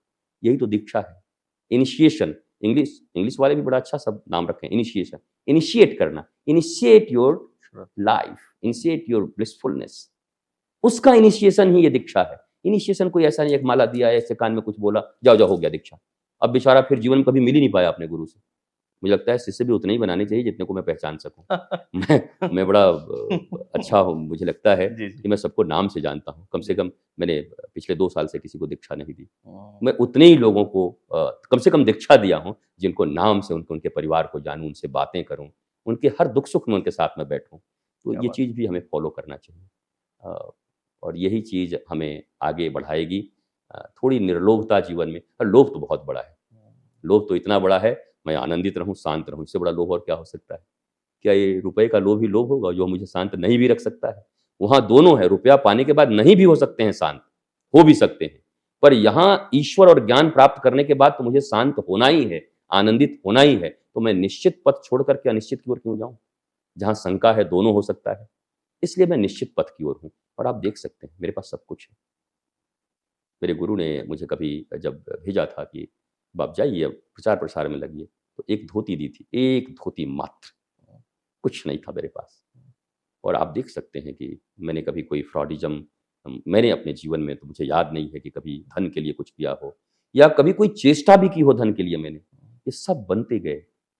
ऐसा लगता है कि यूनिवर्स आपके साथ खड़ा होता है, प्रकृति आपके साथ खड़ी होती है, नेचर आपको सपोर्ट करता है अगर आप विराट कर्म की ओर बढ़ते हैं।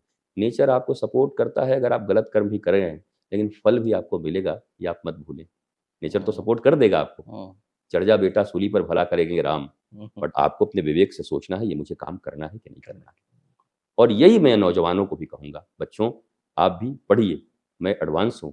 आधुनिकता का अर्थ ये नहीं है कि आप नॉलेजलेस हो जाओ। आधुनिक तो वही है, मॉडर्न तो वही है जो नॉलेजफुल हो। भाई नॉलेज है तभी तो ना, ये बड़ा एडवांस नॉलेज लगता है भाई। हाँ, ये तो उसको एडवांस बोलते हैं। हमारे पास नॉलेज नहीं है खुद को हैप्पी करने का, बिल्कुल। ब्लिसफुल करने का, and we are talking about modernism कि हम मॉडर्न हैं। ये कैसा मॉडर्निज़्म है? आपका कैसे मॉडर्न है मेरे बच्चों? अब बाल खड़ा करके से थोड़ी मॉडर्न बन सकते हो। राइट। मॉडर्निटी तो आपके भीतर में हो, यू नो एवरीथिंग। मेरे भीतर में प्रेम है, शांति है, आनंद है, मैंने उस रूट को पा लिया है। कहेंगे हाँ, ये मॉडर्न है। इन्होंने खोज लिया उस चीज़ को जिसको मेडिकल साइंस नहीं खोज पा रही है, कि डिप्रेशन की दवा आज तक नहीं बनी अभी तक। 70% अफ़ीम होते हैं उसमें, सुलाया जाता है आपको। हाँ, डिप्रेशन को कोई दवा ही नहीं बनी। बिल्कुल। और अगर आपने डिप्रेशन की दवा खोज ली, कि कैसे भगवान से जुड़ के, सत्ता से जुड़ के, ज्ञान से, तो आप मॉडर्न हैं। आप मॉडर्न साइंटिस्ट हो जाएँगे उस दिन, क्योंकि आपने डिप्रेशन की दवा खोज ली है। तो मुझे लगता है नॉलेजफुल पर्सनैलिटी मॉडर्न होते हैं। ये कपड़े-उपड़े पहनिए, कोई दिक्कत नहीं। मैं भी कभी-कभी बच्चे हमको जो बोलते हैं मैं पहन लेता हूँ। हाँ, वो जैसा बोलता है ये आपको अच्छा लगेगा तो पहन लो, दे दो, कोई दिक्कत नहीं है, कोई परेशानी नहीं है। अभी पुष्कर में मुझे याद है, वो कुछ दिन पहले इन्होंने मुझे पैंट शर्ट पहनाया था और टाई पहनाया था एक दिन। अच्छा। मतलब पहना के दिखाओ मुझे। तो एक दिन वो फ़ोटो ही सिर्फ़ लिया उन्होंने, जारी मत कर भई, नहीं तो लोग कहेंगे बाबा बड़ा स्मार्ट बन के घूम रहा है। पर इन्होंने मुझे पहनाया था। मतलब इसके पहनने से मैं कोई बर्बाद थोड़ी हो जाऊँगा। पर मुझे लगता है आप भीतर से रीच रहो, अंदर से। मैं भारत के नौजवानों से कहना चाह रहा हूँ, बच्चे-बच्चियों से, आप भीतर से धनवान रहो, अंदर से नॉलेजफुल रहो, जो करना है करो। आपको पब में जाना है, पब में भी बच जाओगे जाने के बाद भी। आपका नॉलेज बचाएगा, आपका विवेक बचाएगा, मुझे क्या करना है और क्या नहीं करना। आपने प्रधानमंत्री श्री नरेंद्र मोदी को देखा नहीं, एक जगह पर कहीं कोई रिचुअल्स था कि सबको देखा सराग था, के जी, उठाने जी। पड़ते हैं, उन्होंने उठाया, क्या क्या नॉलेज दिया अपने भारतवासियों को। उठाया, इधर-उधर देखा, ऐसे नमन किया, रख दिया। हाँ भैया, आपके रिचुअल्स को मैंने फॉलो कर लिया। ओबे योर रिचुअल्स पर मैं ओबे करता हूँ अपनी ह्यूमैनिटी को, अपने सनातन को, अपने धर्म को। मेरे माता-पिता ने मुझे जो ज्ञान दिया है, मैं 140 करोड़ भारतीयों का प्रतिनिधित्व कर रहा हूँ और भारत की पहचान आध्यात्मिक पहचान है, उस पहचान को उन्होंने करेक्ट किया। तो ये मॉडर्निटी, ऐसे मॉडर्न बनना है। बड़ी अच्छी बात आपने बोली कि नॉलेज होना चाहिए। और अब बट एक अच्छी चीज़ मैं आप में देख रहा हूँ और तब से नोटिस भी कर रहा हूँ कि आप जब बोल रहे हैं धारा प्रवाह बिना कुछ सोचे समझे लगता है सब कुछ लिखा हुआ है यहाँ पे कहीं यूनिवर्स में और सब कुछ आ रही है आपके दिमाग से। यही होता है एक चेतना का जागना और जब चेतना जाग जाती है आदमी की तो फिर सब कुछ उसे पता होता है। सिर्फ इन्फॉर्म आदमी कितनी चीज़ें कितनी बातें ही कर लेगा। अगर मैंने कुछ चीज़ें पढ़ी है गूगल पे तो कितनी चीज़ें बात कर लूँगा आपसे, बट किसी की चेतना जागी है तो फिर वो आपके जैसा ही होगा।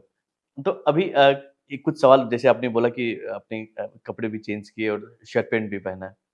तो अभी कुछ लोगों ने पूछा मुझसे कि ये धर्म-दंड जो आप रखते हैं, ये इसका क्या रीज़न है? क्योंकि बाकी लोग तो बहुत सारे सन्यासी नहीं भी रखते हैं और आप रखते भी हैं।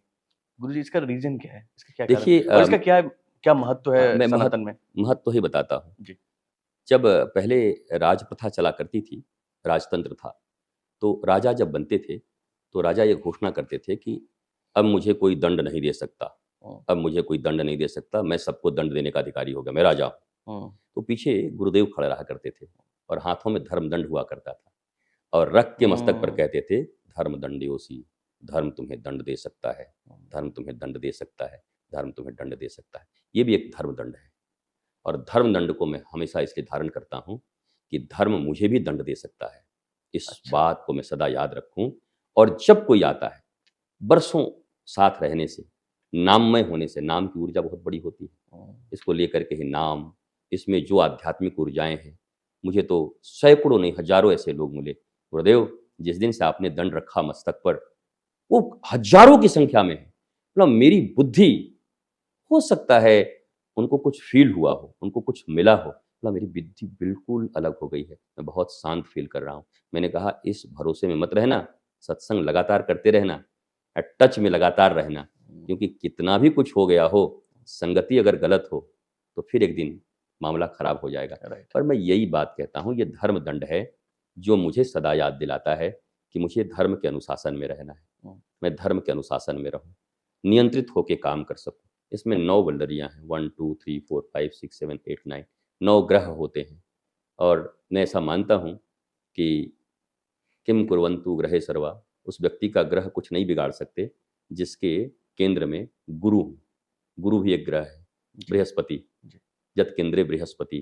बृहस्पति का अर्थ होता है गुरु, अर्थात नॉलेजफुल पीपल अगर किसी के लाइफ में हों, द स्पिरिचुअल नॉलेजफुल मास्टर, तो उस व्यक्ति के सारे ग्रह और सारी पृथ्वी और सारा का सारा नेचर उसको हेल्प करने लगता है। हुँ, और अगर नॉलेजफुल आप नहीं हैं, तो ये सब आपके अगेंस्ट हो जाएँगे। ये प्रकृति हमारे अगेंस्ट हो रही ना, क्योंकि हम नॉलेजफुल नहीं हैं, इसके कारण से हो रही है। तो ये धर्मदंड है, शिष्यों के लिए, लोगों के लिए, उनको बहुत राहत देने वाली वो कहते हैं कि मुझे बहुत अच्छा लगता है, इसका आशीर्वाद चाहिए। मेरे लिए सदा याद दिलाने के लिए कि ये धर्मदंड है, सदा सत्पथ पर रहना, नहीं तो ये तुम्हें भी दंड दे देगा, धर्मदंड। ये वही धर्मदंड है और ये पहले ऋषि रखा करते थे। अच्छा। प्रत्येक आप देखिए दंडी सन्यासी जी हैं, वो भी दंड रखा करते हैं। किसी का गुरु का दिया हुआ कुछ होता है, कोई कुछ रखते हैं। तो ये परंपराएँ हैं, चलते चल रही हैं और मुझे लगता है जितने प्रकार के ऋषि हैं उतने मत हैं। मत हुँ, अलग-अलग हैं सबके। भगवान राम के 2 गुरु हैं।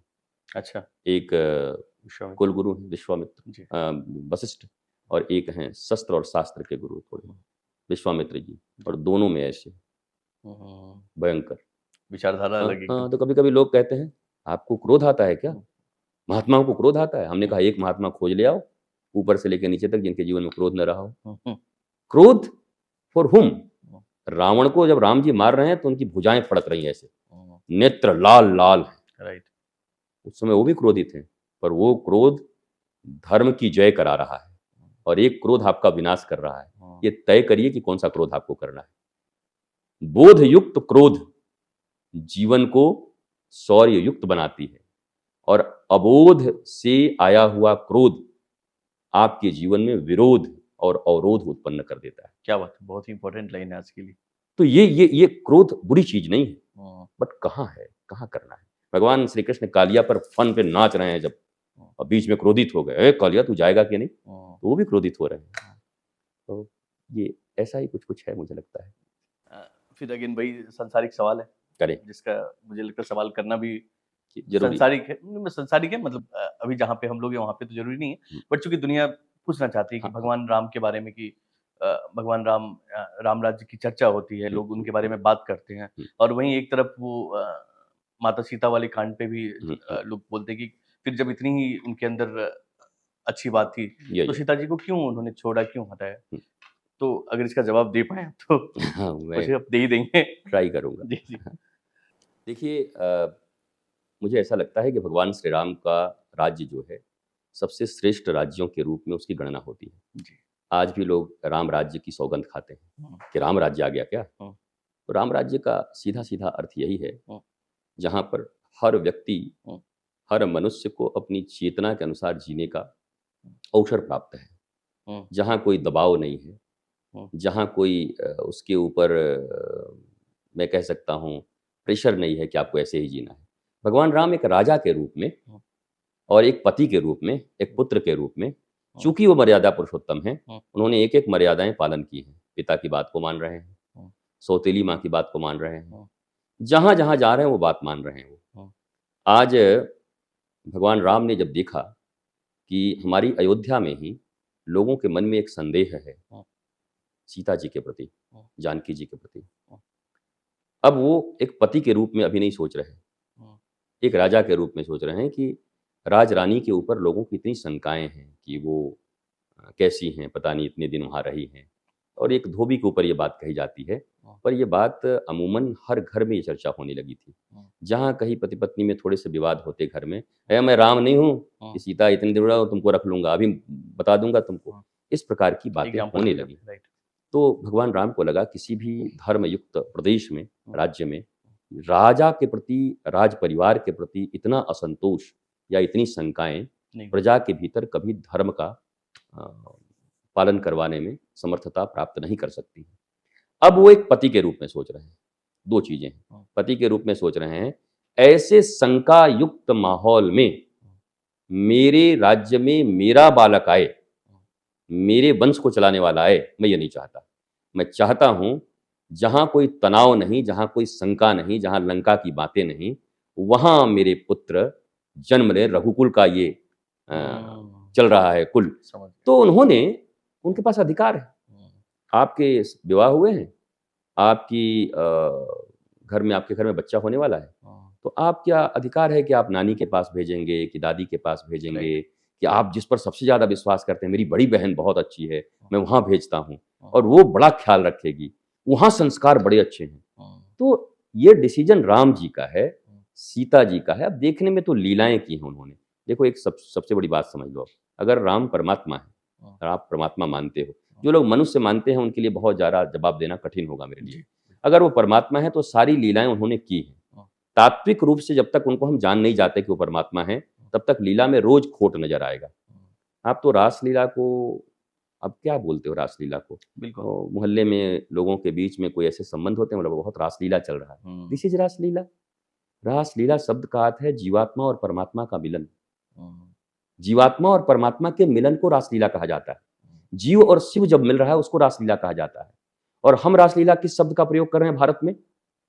तो हमारी तो सोच ऐसी हो गई है कि हमारी सोच की स्थिति, चेतना की स्थिति केवल पेट तक और शरीर तक समाहित है। हुँ, असुसु रमन्ते इति असुरः, जो केवल अपने शरीर और शरीर से जुड़े हुए रिश्ते के विषय में ही सोचता है, उसको असुर कहते हैं। हुँ, आज ज़रा ये भी भारतवासियों को जान लेना चाहिए, असुर कोई सिंह लगा के, असुर कोई पूँछ लेके, असुर ये लेके नहीं होता। असुसु रमन्ते इति असुरः, जो केवल मैं और मेरा रावण की तरह, उसी को असुर। हुँ, दुनिया भाड़ में जाए, आग लगे बस्ती में, हम केवल अपना घर बचाएँगे, हुँ, उसको असुर कहते हैं। असुरत्व को धारण किए हुए हुँ, लोग हुँ, जब केवल अपने विषय में सोचते हैं, तो ना अपना मंगल कर सकते हैं, ना समाज का मंगल कर सकते हैं। भगवान राम जी का और सीता जी का ये सामूहिक निर्णय हो सकता है और है कि वो महर्षि वाल्मीकि के आश्रम में अपने तेजस्वी और ओजस्वी पुत्रों को जन्म देना चाहते हैं। और आपने देखा होगा, उस अयोध्या में रहने वाले एक को नहीं छोड़ा, लौ हुँ, और कुश ने। जो लोग गए घोड़ा को लेकर के हुँ, लाने के लिए, हुँ, सबको हराया है। हनुमान जी को भी वहाँ राइट। पर थोड़ा-सा पीछे हटना पड़ा है। हुँ, वो कैसे तेजस्वी बालक हैं। भगवान राम, रघुकुल में और राम के वंश में संतान आने वाली है। माता जानकी, जो 1 मिनट की देरी नहीं करती, राजा की पुत्री होकर के, हुँ, उनको तो वन नहीं जाना था, हुँ, पर वो वन चली गई राम जी के साथ। तो मुझे लगता है कि ये उनका अपना फैसला है। इस हुँ, फैसले पर किसी को वो किसी संविधान का किसी चीज का उन्होंने उल्लंघन नहीं किया है। राइट। जो संविधान के तहत उन्होंने भेजा, माता सीता ने पुत्रों को जन्म दिया और लौ कुश ने आकर के राम जी को फिर कथा सुनाई। और छाया के बारे में तो आपने सुना ही है कि छाया सीता थी, अग्नि में समर्पित कर दिया था। तो इस पूरी लीला के हीरो भी राम जी हैं, डायरेक्टर भी राम जी हैं, प्रोड्यूसर भी राम जी हैं। यहाँ तक कि अमरीश पुरी और प्राण को भी चुना है राम जी ने ही। जय और विजय, रावण और राइट। कुंभकर्ण कौन है? उनके द्वारपाल हैं। राइट। तो उन्होंने तो ये पूरी लीला रची है। ये लीला इसलिए रची कि हम सीखें उनसे कुछ। राइट। राज धर्म की जब बात आए तो पत्नी भी निजी बात है, उनको हम छोड़ सकते हैं क्योंकि जनता असंतोष में है पत्नी को लेकर के। दूसरा, अगर पत्नी व्रता की बात आए, अपने पुत्रों की बात आए, तो मैं ऐसे संकालुओं के बीच में अपने पुत्र का जन्म नहीं चाहता जहां राजा के प्रति ही लोगों के मन में असंतोष हो। तो मेरे पुत्र का जन्म किसी ऋषि के आश्रम में होगा और वहां से वो फिर दिव्य भाव को लेकर के इस रघुकुल वंश को चलाएंगे। ये दोनों ही अधिकार उनके पास हैं। उन्होंने राजा की तरह लोगों के हित में फैसला किया और एक दाम्पत्य जीवन को जी रहे पति पत्नी ने एक फैसला किया कि हमारा पुत्र एक दिव्य आध्यात्मिक जगह में जन्म लेना चाहिए। अभी अयोध्या का माहौल ठीक नहीं लग रहा है। अभी प्रत्येक व्यक्ति अयोध्या की रानी पर शंका कर रहा है, कहीं ना कहीं उनके मन में शंका है।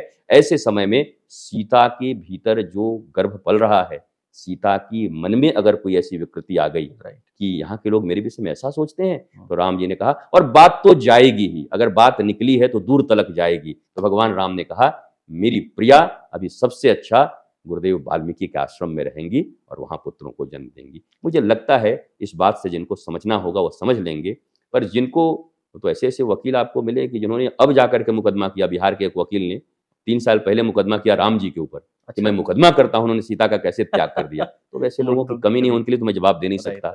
लेकिन जिन लोगों को समझना होगा वो समझ गए होंगे कि राज का भी पालन किया, एक अच्छे राजा होने का उन्होंने धर्म का निर्वाह किया और पति पत्नी ने ये निर्णय लिया कि मेरा बेटा ऐसी जगह में जन्म नहीं लेगा, पुत्र जन्म नहीं लेगा, हमारा पुत्र ऋषि के आश्रम में जन्म लेगा। ये उनका व्यक्तिगत अधिकार है जैसे आपका और मेरा है।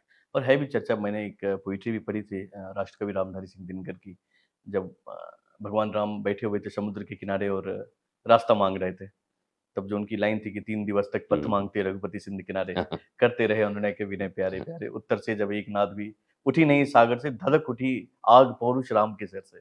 तो मतलब भगवान राम जो इतने शांत हैं, जिनका चित्त शांत है, और उनके अंदर भी, उनके अंदर क्या आग है वो दिखाना उन्होंने बताया सागर को कि मैं चाहूँ तो तुम्हें 2 मिनट में बांध सकता हूँ। विनय न मानत जल ही जल, गए 3 दिन बीत।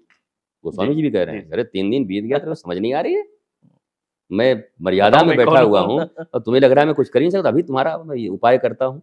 तो उनकी भीतर भी रघुकुल है, वो ओज है, तेज है, रघुवंशी हैं। बात बात पर लक्ष्मण जी को नहीं सुनते आप, भूलो मत हम रघुवंशी हैं, हम किसी का सहते नहीं है। ये तो मर्यादा है कि मैं चुप हूँ। परशुराम जी कहते हैं मर्यादा है मैं चुप हूँ, नहीं तो अभी आपकी तो वो भगवान राम भी तो वही रघुवंशी हैं। तो ओज तेज उनके भीतर में है और वो निर्णय लेने का अधिकार में भारतीय कानून भी, आज का भी कानून होता तो शायद उनको ये अधिकार होता कि अपनी पत्नी को कहाँ रखना चाहते हैं। बिल्कुल सही। उनकी पत्नी ने उन पर मुकदमा नहीं किया है, मेरी जहां तक जानकारी है।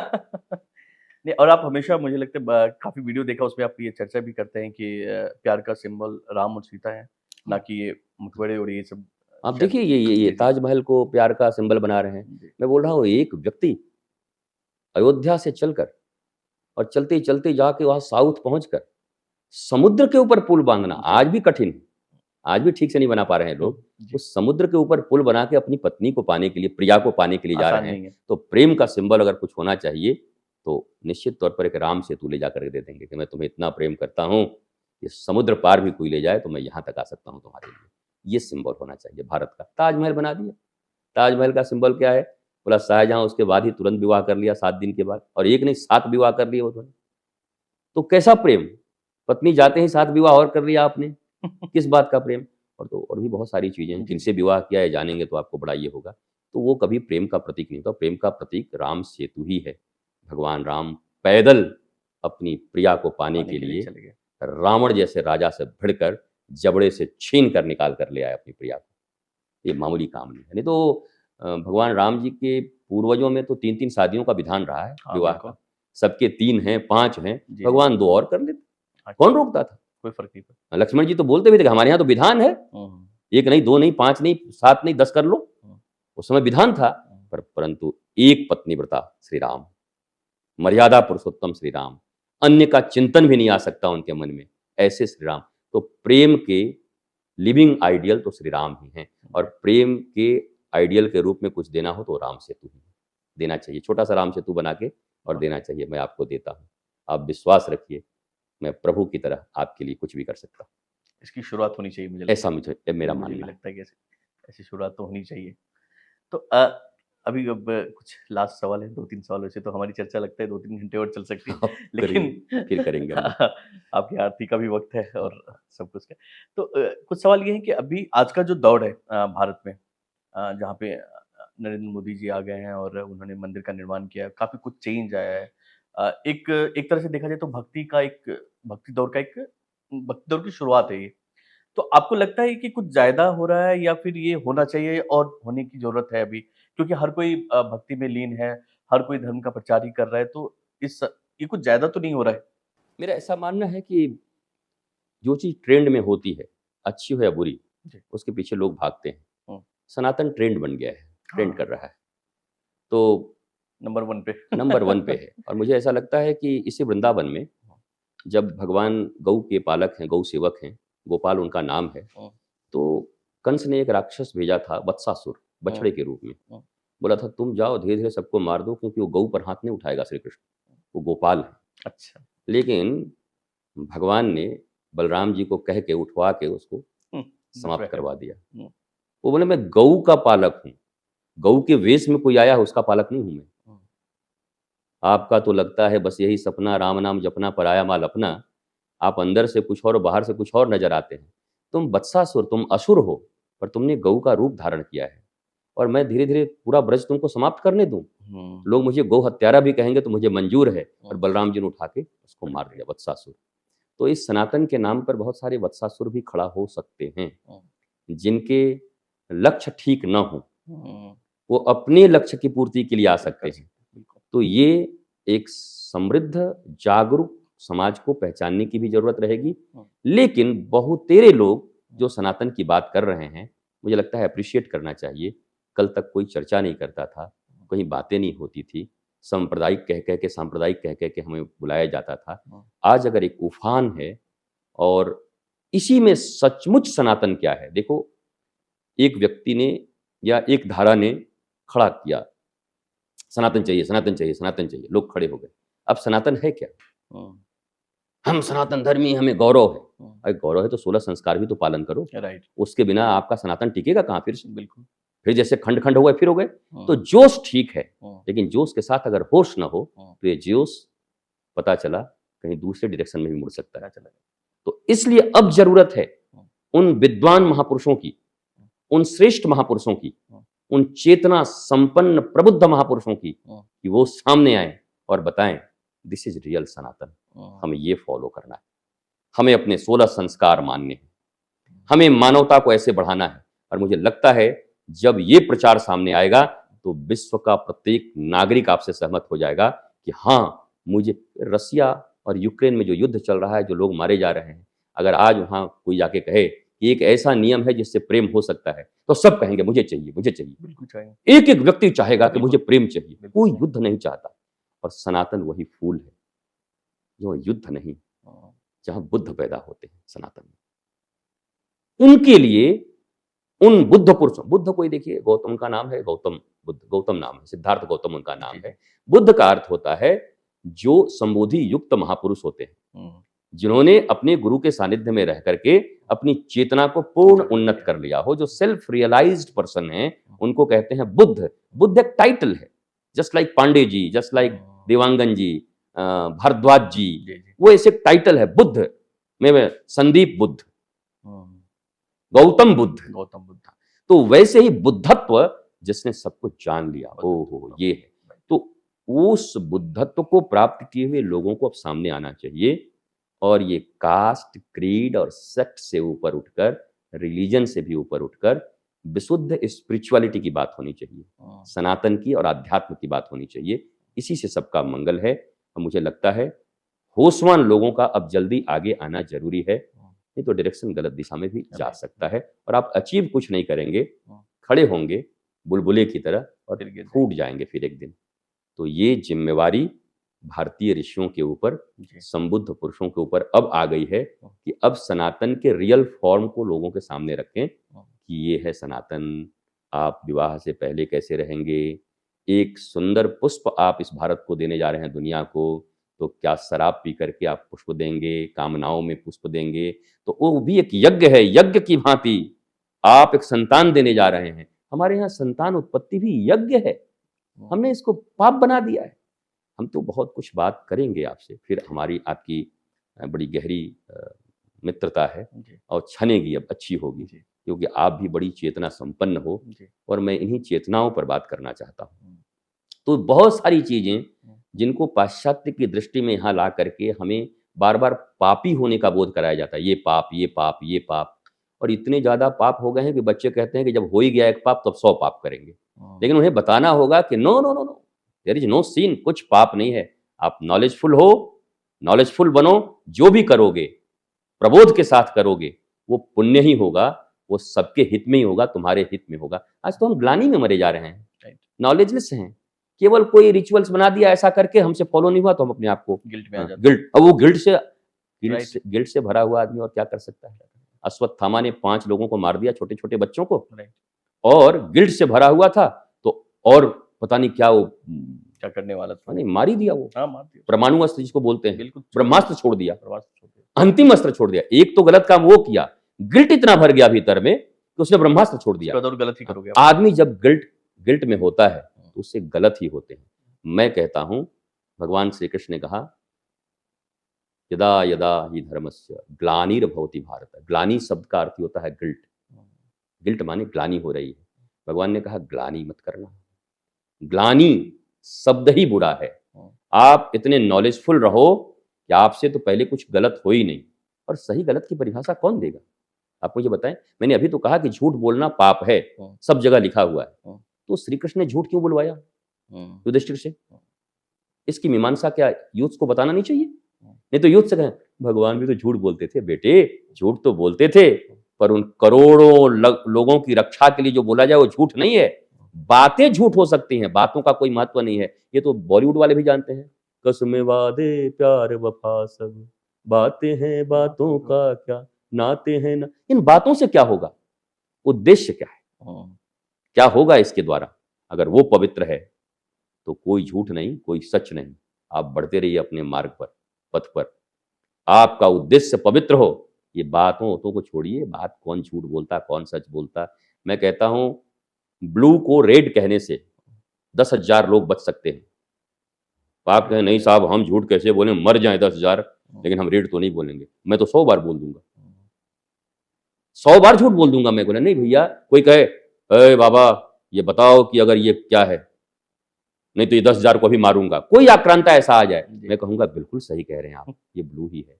वो 10,000 बचे तो पहले। बिल्कुल। तो बचाने के लिए यही सनातन धर्म का अर्थ, यही सनातन है। धर्म का अर्थ ही है अपने बचो, सबको बचाओ, स्वयं बढ़ो और सबको बढ़ाओ। हम घटाएंगे नहीं किसी को, बड़े को छोटा नहीं करेंगे। हमारे यहाँ कोई सिद्धांत नहीं बड़े को छोटा करना। छोटे को भी बड़ा करो, बड़े को भी बड़ा करते जाओ, सब बड़े होते जाए। जो जितना बड़ा है उतना बड़ा होता जाए। हम छोटा करने के लिए इस पृथ्वी पर नहीं आए हैं। नेगेटिविटी हमारे जीवन में होना ही चाहिए। हमारा ऐसा कोई अप्रोच ही नहीं होना चाहिए कि जिससे हम लोगों को छोटा करने के विषय में सोचे। हम तो चाहते हैं सभी बड़े हों, सभी विराट हों, बढ़ते जाएं, बढ़ते जाएं, बढ़ते जाएं। अंबानी का धन लूटो, बाकी लोगों में बांटो। वही ट्राई करिए कि सभी उनकी तरह बनने का प्रयत्न करें, और कोई बिना बने भी उनसे ज्यादा आनंदित रहे। बोला देखो जी, दिल का अंबानी मैं भी हूं इधर। आप धन के हैं, आप विज्ञान के हैं, आप एरोनॉटिक्स के हैं, आप इसके अंबानी मतलब धन श्रेष्ठ हो गया। बिल्कुल। तो श्रेष्ठता तो किसी चीज में। कैमरामैन बोला भैया कैमरामैन मेरे से आगे कोई ना, मैं अंबानी हूं, मैं कैमरामैन का, मेरे से ऊपर कोई नहीं हो सकता। तो ऐसे ही हर दिशा में हर व्यक्ति, एक ड्राइवर का है, ड्राइवरों का अंबानी हूं मैं, एक गाड़ी का इधर उधर नहीं जा सकता भैया, इंच इंच देख करके चला सकता हूं। मतलब उस विधा में वो एक पायलट कहे मैं किसी भी तरीके से इसको बचा सकता हूं, मुझे इतना ज्ञान है। तो सभी लोग समृद्ध बने, टॉप पर जाएं, सभी लोग स्पेसिफिक नॉलेज रखें, एब्सोल्यूट अखंड नॉलेज रखें।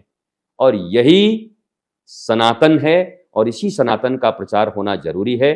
सनातन का दुरुपयोग नहीं होना चाहिए, और जो सच्चे सनातनी हैं वो कभी दुरुपयोग करते नहीं हैं। तो मुझे लगता है एक अच्छा दौर है, अच्छा प्रयत्न है, भारत के लिए बहुत अच्छा समय है। मैं छोटी-सी एक बात कह देता हूँ, नरेंद्र मोदी जी का आपने नाम लिया। जी। देखो, इतने वर्ष हो गए, न अपनी माँ के लिए पैसे खर्च किए, हुँ, न अपने भाइयों के लिए पैसे खर्च किए, हुँ, न किसी भतीजे के लिए पैसा खर्च किया। हुँ, एक साधारण व्यक्ति एक छोटा-सा ऑफ़िसर बन जाता है, हुँ। तो साला-साली तक का उधार कर देता है। पता नहीं राइट। किसके नाम से पैसे जमा कर दे, कहाँ कर दे। एक यही बात काफ़ी है उन व्यक्ति को महान मानने के लिए कि धन के इस महामाहौल में रहते हुए कोई ऐसा बड़ा, अब वो लोग कहते हैं अडानी को दे दिया, अंबानी को दे दिया, फलाना दे दिया, ढिकाना दे दिया, सब देश के उद्योगपति हैं। उनका ध्यान 140 करोड़ लोगों की तरफ है। जी। उनकी नीयत बता रही है कि वो अच्छा काम करना चाहते हैं। एक-एक काम, वो सोए हुए भारतीय शौर्य को जगाने के लिए राम मंदिर का काम होना इतना ज़रूरी था। अगर ये सरकारें नहीं होती तो राम मंदिर बनना इतना आसान नहीं था। लोग कहते हैं कोर्ट से बना है, कोर्ट को साक्ष्य उपलब्ध नहीं कराए जाते, कोर्ट के पास चीज़ें ही नहीं दी जाती, लिंगर होता जाता, और फिर तो पता नहीं कितने 100 वर्ष अभी और लिंगर होते, 500 वर्ष था, 700 वर्ष, पर एक नियत सही आदमी आए, एक नियति सही आई, और देखो भारत में क्या हुआ? राम मंदिर बन गया। 370 के हट जाने से सारे भारतीय एक जैसे हो गए, कश्मीर हम भी जा सकते हैं। तो ये कोई गलत काम हो रहा है? जो अच्छे काम हैं उनका समर्थन करिए। नरेंद्र मोदी जी के द्वारा या इस सरकार के द्वारा कुछ गलत काम हो रहा हो तो मुखर होकर विरोध भी करिए कि ये नीति आपकी ठीक नहीं है साहब, आपने इतना बढ़िया सरकार चलाया, ये नीति ठीक। इतना साहस होना चाहिए आपके बीच में। और हम जब बोलते हैं उनके विषय में तो लोग हमें एजेंट कहते हैं, दलाल कहते हैं कि आप भी क्या दलाल बन गए क्या? अब वो एजेंट शब्द का अर्थ ही नहीं जानते। मैंने आपको बताया गुलाब का फूल खिला है, उसका एजेंट कौन है? हवा, हवा। पवन। पवन कौन है? हनुमान जी के पिताजी, पवन पुत्र हैं वो। जी। जब हनुमान जी के पिताजी ही एजेंट बनने को राजी हैं, सुगंध को फैलाने के लिए, जी। तो हमें सुगंध को फैलाने में कौन-सा शर्म होना चाहिए? अगर कोई अच्छा काम कर रहा हो, वो नरेंद्र मोदी हों।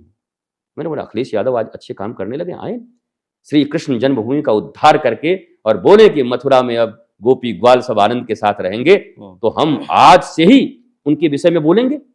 हम व्यक्ति से थोड़ी प्रेम कर रहे हैं, हम उस सनातन नीति से प्रेम कर रहे हैं, हम उस मानवता से प्रेम कर रहे हैं, हम प्रेम कर रहे हैं जो सबके आनंद की बात कर रहा है, हम प्रेम उससे कर रहे हैं जो भारतीयता की बात कर रहा है, जो राष्ट्रवाद की भावना को प्रखरता से ऊपर ला रहा है, हम उनका समर्थन कर रहे हैं। अब आप दलाल कहो, आप एजेंट कहो, ज्ञानी के ऊपर कोई फर्क पड़ता नहीं।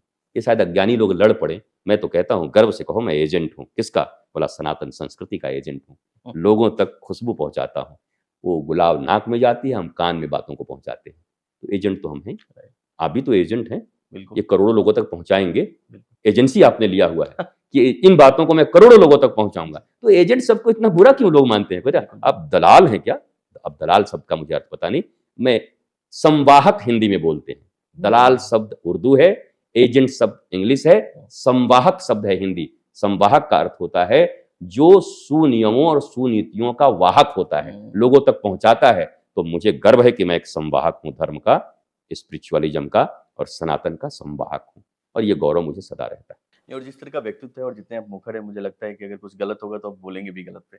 आप चुप रहने वाले तो मैं हैं हर नहीं। समय एक क्षण अपना मानता हूं, जी, जी। और पर एक बात मैं मानता हूं, देखो अभी देश की जैसी स्थिति है, चौराहे पर हम खड़े हैं, जी। ये सबको समझना होगा। एक जगह एक 47 लेके खड़ा है, एक आदमी बॉम्ब लेके खड़ा है, एक तलवार और धारदार हथियार लेके खड़ा है, और एक आदमी झापड़ लेके खड़ा है। एक आध थप्पड़ दूंगा लेकिन निकल जाओगे। आप किधर से जाना पसंद करेंगे अगर घर जाना जरूरी है? झापड़ वालों से। मुझे हो सकता है कि आपको कुछ तकलीफें हो रही हो, जी, जी। झापड़ लग रहा हो, पर कहाँ जाओगे? AK-47 की तरफ से जाओगे कि बॉम्ब की तरफ से जाओगे कि तलवार की तरफ से जाओगे? और सुधार की संभावना है, ये जो सरकारें चल रही हैं इसमें और सुधार की संभावना है, और पारदर्शी होने की संभावना है, और लेकिन सब एक दिन में तो नहीं होगा ना। बरसों से जो चीज बिगड़ा हुआ है, नियत सही, आपने देख लिया ना कि नियत सही है। अगर नियत सही है तो आपकी नियति भी सही है। नियत सही है, नीतियां आप सही बनने लगी हैं, तो पक्का मानो कि सब कुछ ठीक होने वाला है। चावल के एक दाने को पकड़ के और बता देते हैं चावल पका है कि कच्चा है, तो 2-4 दाने हम लोगों ने देखे हैं। मुझे लग रहा है जो व्यक्ति पशुपतिनाथ में खड़े होकर के और जाकर शिव जी की आराधना कर रहे हों, जो केदारनाथ में आराधना कर रहे हों, और केवल आराधना रिचुअल्स फॉलो करके नहीं आ रहे हैं, बल्कि फिर काशी में वो विशाल कॉरिडोर का निर्माण करवा रहे हैं, फिर राम मंदिर के निर्माण में उनकी भव्य और दिव्य आहुति दे रहे हैं, फिर चाहे वो उज्जैन का वो स्थान हो जहां पर वो उसका विकास कर रहे हैं, चाहे दक्षिण में कोई मंदिरों की बात हो।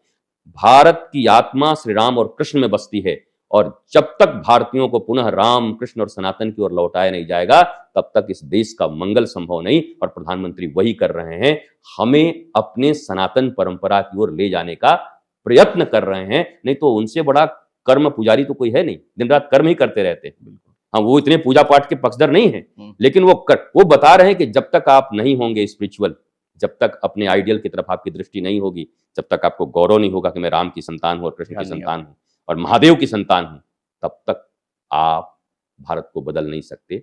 इसलिए वो ये कर रहे हैं। उनकी नीयत बहुत अच्छी है और उनकी नीतियां अच्छी बन रही हैं। तो एक व्यक्ति के रूप में, साधु से पहले मैं एक मनुष्य हूँ, भारत का एक नागरिक हूँ। लोकतंत्र में ही मैंने जन्म लिया है, लोकतांत्रिक व्यवस्था में सरकारें चल रही हैं, एक वोट मेरे पास भी है। तो मैं तो ये कहता हूँ कि हाँ, वर्तमान में मैं उनके साथ हूँ, उनकी नीतियों के साथ। जिस तरह से आपने बातें की और आपको लगता है कि निकट भविष्य में आने वाले टाइम पे जो भी साधु समाज है, संत समाज हैं, ये लोग जितने मुखर भी हैं, बातें भी करते हैं, पार्टिसिपेट कर रहे हैं, सोशल वेलफेयर में भी पार्टिसिपेट करते हैं, तो इनका क्या राजनीति में आना सही लगता है आपको या आना चाहिए उनको भी?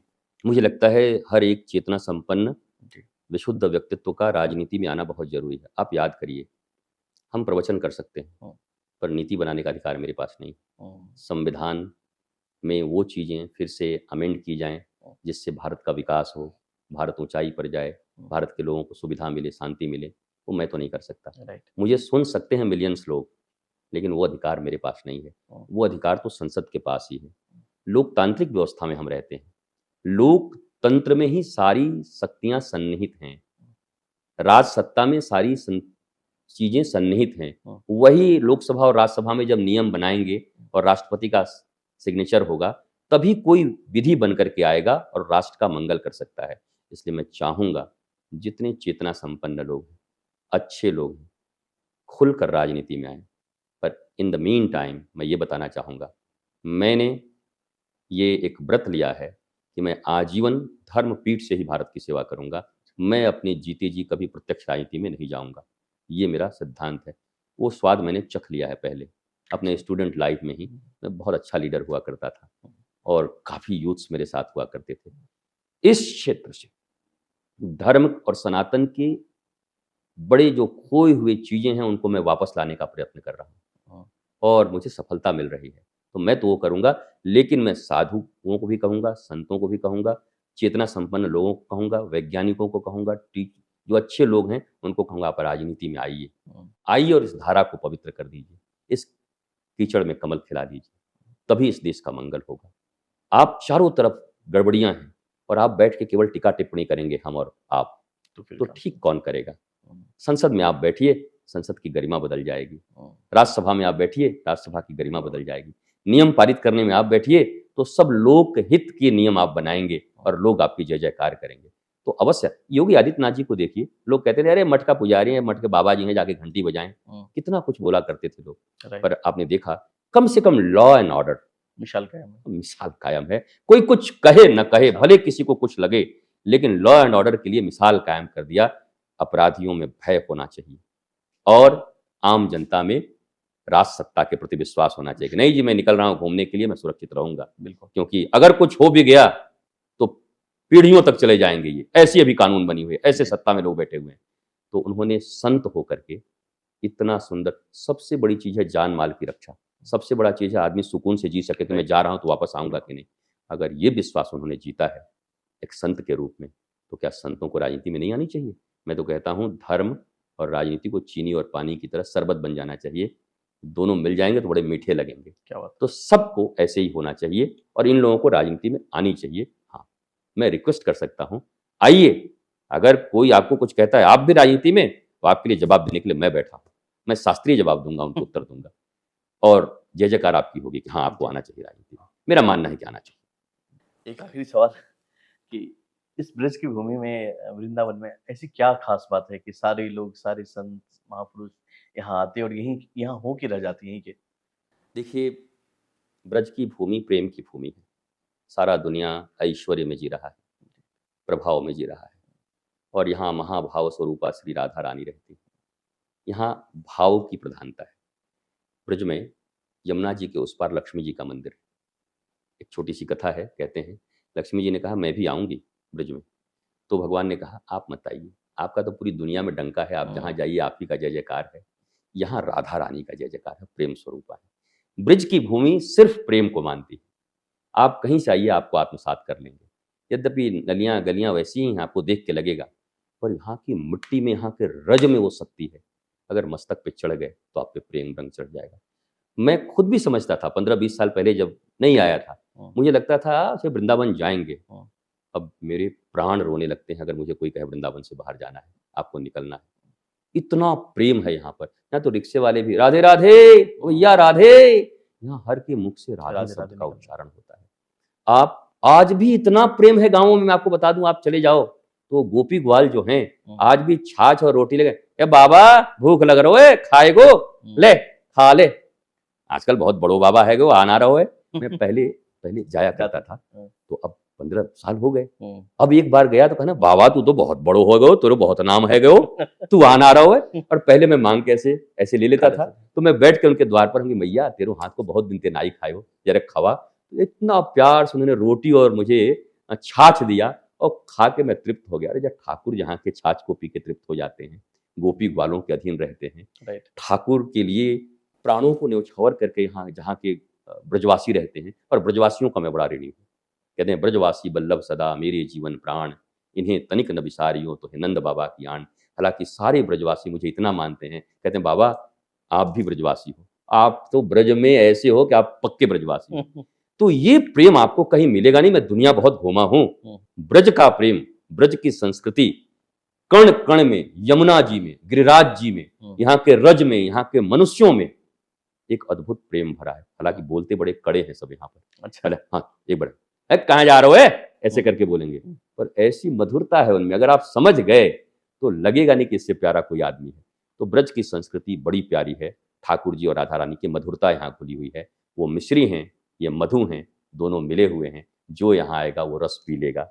एक बार जो रस पा लेगा वो भीतर से आनंदित हो जाएगा। मैं सबको चाहता हूँ कि ब्रज जरूर आया करें और आकर के यहाँ का रस पिएं, यहाँ की नाली सली गड़ल मत देखें, आकर के ब्रज के संतों से मिलें। ब्रज के संतों के पास ही ब्रज का रस है। संतों के द्वार पर जाइए, संतों के चरण रज को पकड़िए, आपको रस मिल जाएंगे।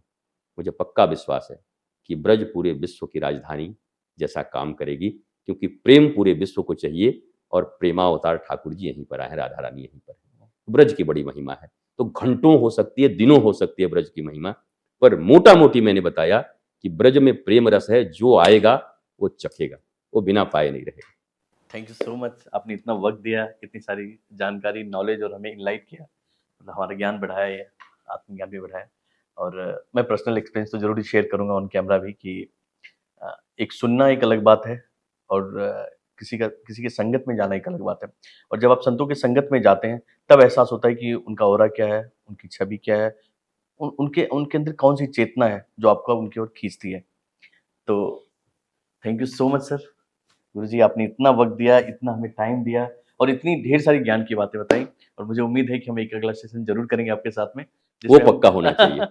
मुझे आपसे मिलके इतनी खुशी हुई है जी, जी। कि वो सेशन पक्का हम करेंगे, और मैं अनुग्रहित हूँ आपकी और आपके टीम का जी, जी। कि आज सारी बातें लोगों तक पहुँचेंगी। आनंद आ जाएगा मुझे तो। आपने बहुत बड़ा काम किया है, जी, जी। और आपकी सन्निधि में मुझे बहुत आनंद मिला है। ब्रज में बैठकर ऐसे चेतना संपन्न व्यक्ति से बात करके आज के क्षेत्र में, तो मुझे बहुत आनंद। मैं तो राधा रानी से प्रार्थना करता हूँ, करोड़ों लोगों तक आपकी बातें जी, जाएँ, जी। करोड़ों लोगों तक। Thank you so much sir.